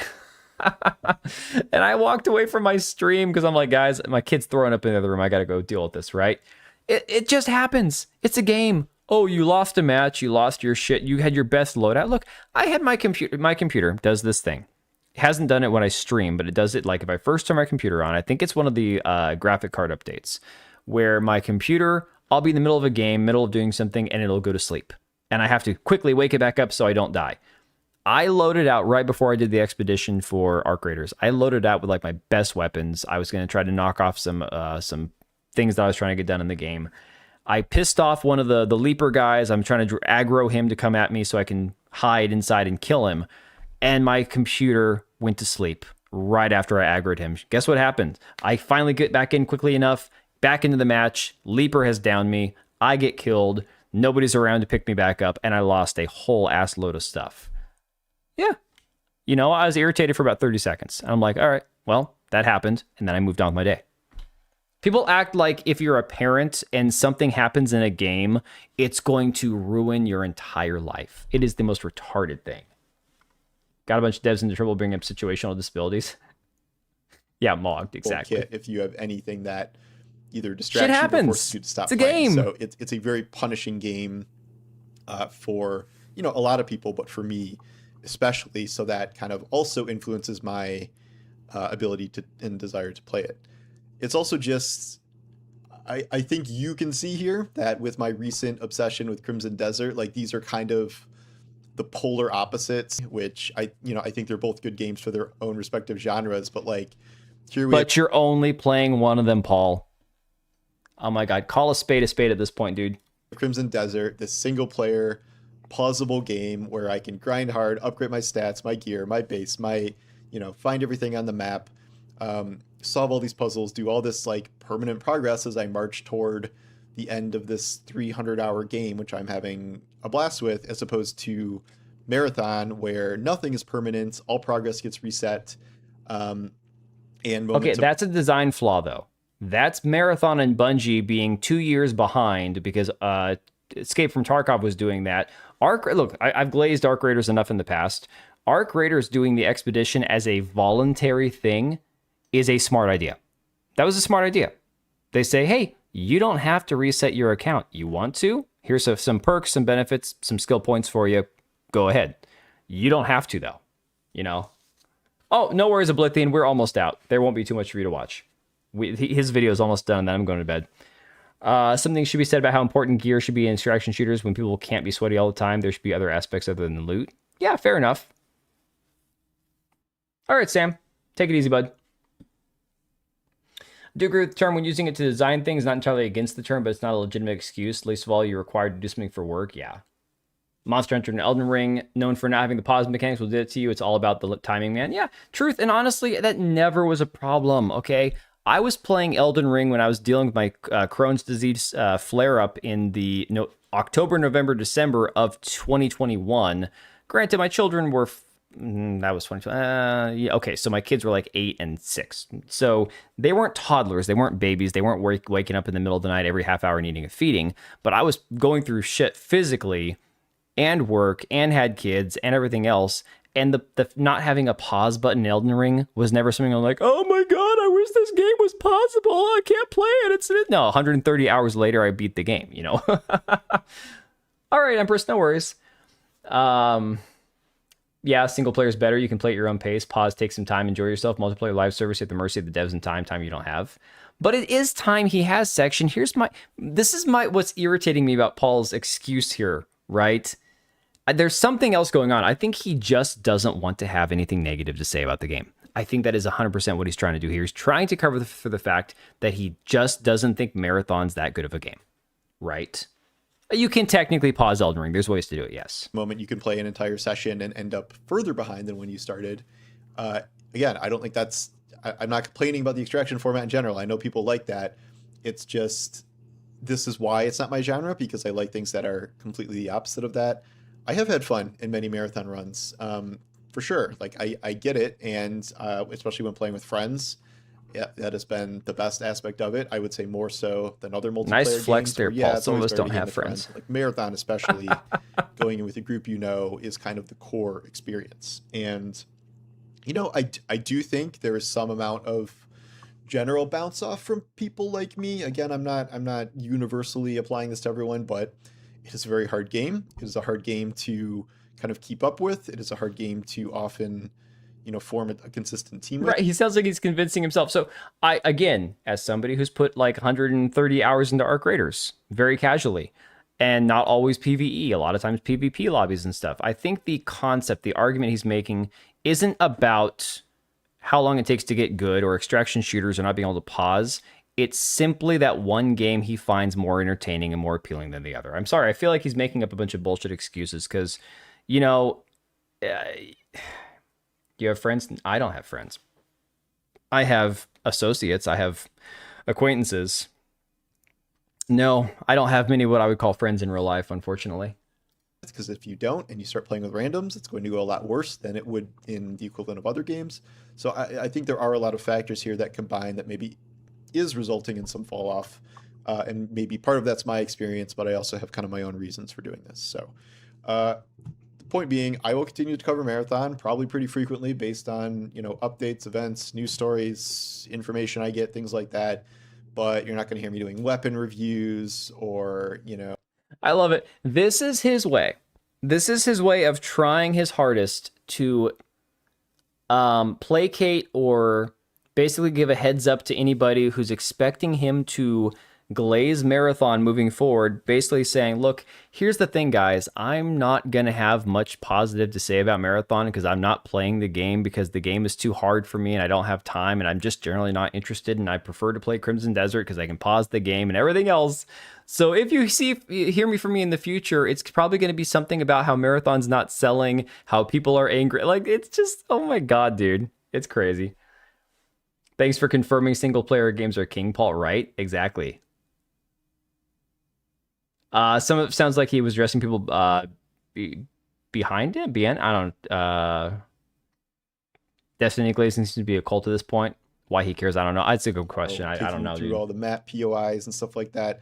Generally speaking, I'm more of a news guy, opinion guy. Period. But you don't say, I also Paul. recognize that I think there are some things that I am not authoritative enough to comment on. People can tell me I don't know what I'm talking about with Destiny. Oh, you're fine, Susano. But at least I'm playing the game. When Destiny was good, I'm playing the game 30, 40 hours a week. So sure, certainly not doing that with Marathon. Certainly am doing that with Crimson Desert, which is why I'm talking a million miles an hour about that. So that's where I'm at. You're going to piss a lot of people off with this video, Paul. You said very little in a lot of words, but it's going to piss off everybody. I don't know. This is a really personal video. I don't expect you guys to get all that much out of it. But if you're kind of wondering what my Marathon coverage is going to be like in the future, both here and I guess on Forbes, this is kind of approximately what it's going to be. I'm not like stopping playing Marathon. He said heresy. This season might be pushing it, but I will certainly show up and check out new maps, new additions, and if there's big patches. I mean, unless he's saying once I'm done with Crimson Desert, I might go back to Marathon, have fun with it, and that'll be my main game. He's not going to. He's not going to, guys. The more this guy talks, the stupider he gets. Yeah, dude, honestly, at this point now, like, okay, let's go to the top comments. This guy says, I'd like to play some more good Destiny content. 1,000-yard stare. Now, is this an April Fool's Day joke or not is the question. I do wish there was a single player mode for Marathon. I just love the style, but I can't get into multiplayer. Data Crash Collective, this guy was actually in the chat the other night, says it's literally because of Crimson Desert. What does he mean by that? Paul says not just Crimson Desert. Another guy says 200 hours of Crimson Desert, dog. LOL, your Bungie fanboy likes Crimson Desert more than the live service current trend shooter slop. Oh no, what are we gonna do? Marathon sucks. Who cares what it's because of? No, he didn't get ratioed. Surprisingly, the ratio is actually not bad. I'm actually surprised. Not gonna lie. He put out another video on Crimson Desert. Oh, good God. Be curious to see what he says about that. This sounds like a student going up to the teacher and explaining why they haven't done the homework. I hope you keep talking about CD. Someone who has 2 kids, I can sympathize needing to play games that can be paused. It's almost Murphy's Law, or if it... Who cares, guys? Look, if I enjoy I played Escape from Tarkov, okay, for like 6 months straight. Even streamed the damn game when my kids were... Frick, this was back in 2020. So my kids were like 7 and 5. My twins were 5, okay? Come on. Oh, my God. It's crazy. Oh no, the thing everybody said would happen happens. Escape from real life. Gamers have limited time. Games as service demand my time like a second job. No thanks. Easy call to drop Marathon and focus on Crimson and other things. But it's okay, none of us are playing it either. Oh yeah, I'm thinking it's cooked. Oh my God. I don't know. All right, let's see what this guy has. 31 likes on his comment. Here's my take on Marathon. First week with friends was fun. Was even completing some solo quests by myself. Now it's load into map, die within 20 seconds to someone rushing your spawn or shooting you in the head with a sniper, or run to my objective and get killed by an invisible assassin hard scoping the objective. So yeah, not having a great time. Guys, this happened to me when I was playing as a solo player with either a free kit or a rook when I was playing during the server slam. There was somebody that had actually set up a trap. Like, I was in the map for 2 minutes, and somebody had already set up a trap for me as a rook to go and get me killed, right? Within minutes of loading into the map. And this was like 15 minutes left in the raid, I guess you would call it. It's insane. Like, people have already achieved, everything they're trying to do in this game, like with the meta, with, knowing all the extracts and spawn points and everything else. And they are just no life in the game. So good luck getting anybody in there, any new blood at this point. It's just no way. Should have read the comments, but I also watched it when it dropped. Oh, okay. People were worried about him because it looked like he was playing 120 hours straight on his account. Oh, I did see something about that. Yeah, I did see that. That's why he's not getting ratioed. The gamers mostly agree that they don't want a marathon. Yeah, no, it's funny. It is really funny that that's the reason he's not actually getting destroyed in his own comments or on the ratio, is because everyone's like, yeah, man, you get it now. We don't want to play it either. It's just crazy. I don't know. I do think it was a little bit too much of him playing the Bungie apologist, being like, well, guys, I'd love to talk about this game. I'm just having a heck of a hard time, getting into it because whatever. Come on, man. Let me see. So, Empress, I was going to redirect to you, but I don't see anybody live that I follow or in the future going to be live. So I can't do a redirect, unfortunately. If you do have your stream set up, it's not popping up on my end. So that being said, guys, I'm going to be hitting the hay here. I need to get some sleep. Yeah, nothing's even popping up. That's so weird. Let me see here.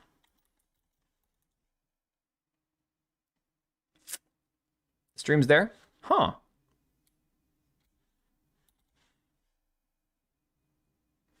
Yeah, none of my my channels that I follow are popping up on here. All right, Visser, have a good night, buddy. That's so weird. I don't know. You need time you could be gaming. I don't have time now. It's midnight here. Quarter after midnight. I gotta go to sleep. I don't got time to read. Back to Warframe some other time. Dude, Warframe is awesome. Warframe is a legit amazing, like, there are a few live service games that are true incredible successes. They weren't always amazing games and great success stories. Like Warframe, I know back in the day before I started playing, it was a shit show. But that game is honestly one of the most fun games I've played in a long time, at least for what it is, Have I played it recently? God, no. I don't even know if it's still installed on my computer. It probably is. In fact, let me see here. Do I still have Warframe installed? I'm sure I do. The game is so massive. It's like 200 gigabytes or something. You chose it over Destiny? Oh, stream's live? Okay, I don't know why it's not popping up, Empress. I do not know what's going on. Let me refresh again. See if I can't find it here. Warframe, yeah, one of these days, maybe I'll get back to actually spending some time on it. Probably not. I'll probably be dead before that happens, if I'm being honest. Search videos from other channels. It's so weird. It's like, let me show you. It's nothing is popping up here. Oh, it's only 60 gigabytes? I've refreshed like 1,000 times. I'll buy a PC too when I'm retired. Hell yeah, man. Exactly. See, nothing in this tab here. I don't know. I don't know why. I mean, look, it's not even showing up in my videos. Like, this entire feature is not working properly. So I don't know what the deal is. Stupid YouTube. Dude, always having problems. YouTube's always giving me fits. It is what it is. Nothing I can do about it. YouTube is, you know, very buggy lately. Yeah, for real. All right, but guys, Empress is going to be streaming Crimson Desert, so go hang out with her if you guys are going to be up for a while. I'm going to pull the plug on this thing. I got to get some sleep. But it's been fun. Appreciate y'all for hanging. And I will try to stream something Friday. We were talking about that Content King game just for the laughs. I don't know. We'll see. Maybe we'll do that. Haven't decided yet. But if enough people say maybe we should do that, I'll put a poll out on YouTube. We might just go ahead and do that. We'll see. Anyways, guys, appreciate all of you. It's been fun. It was a good stream. I will probably be back on Friday. Have a good night. Take it easy. Be safe.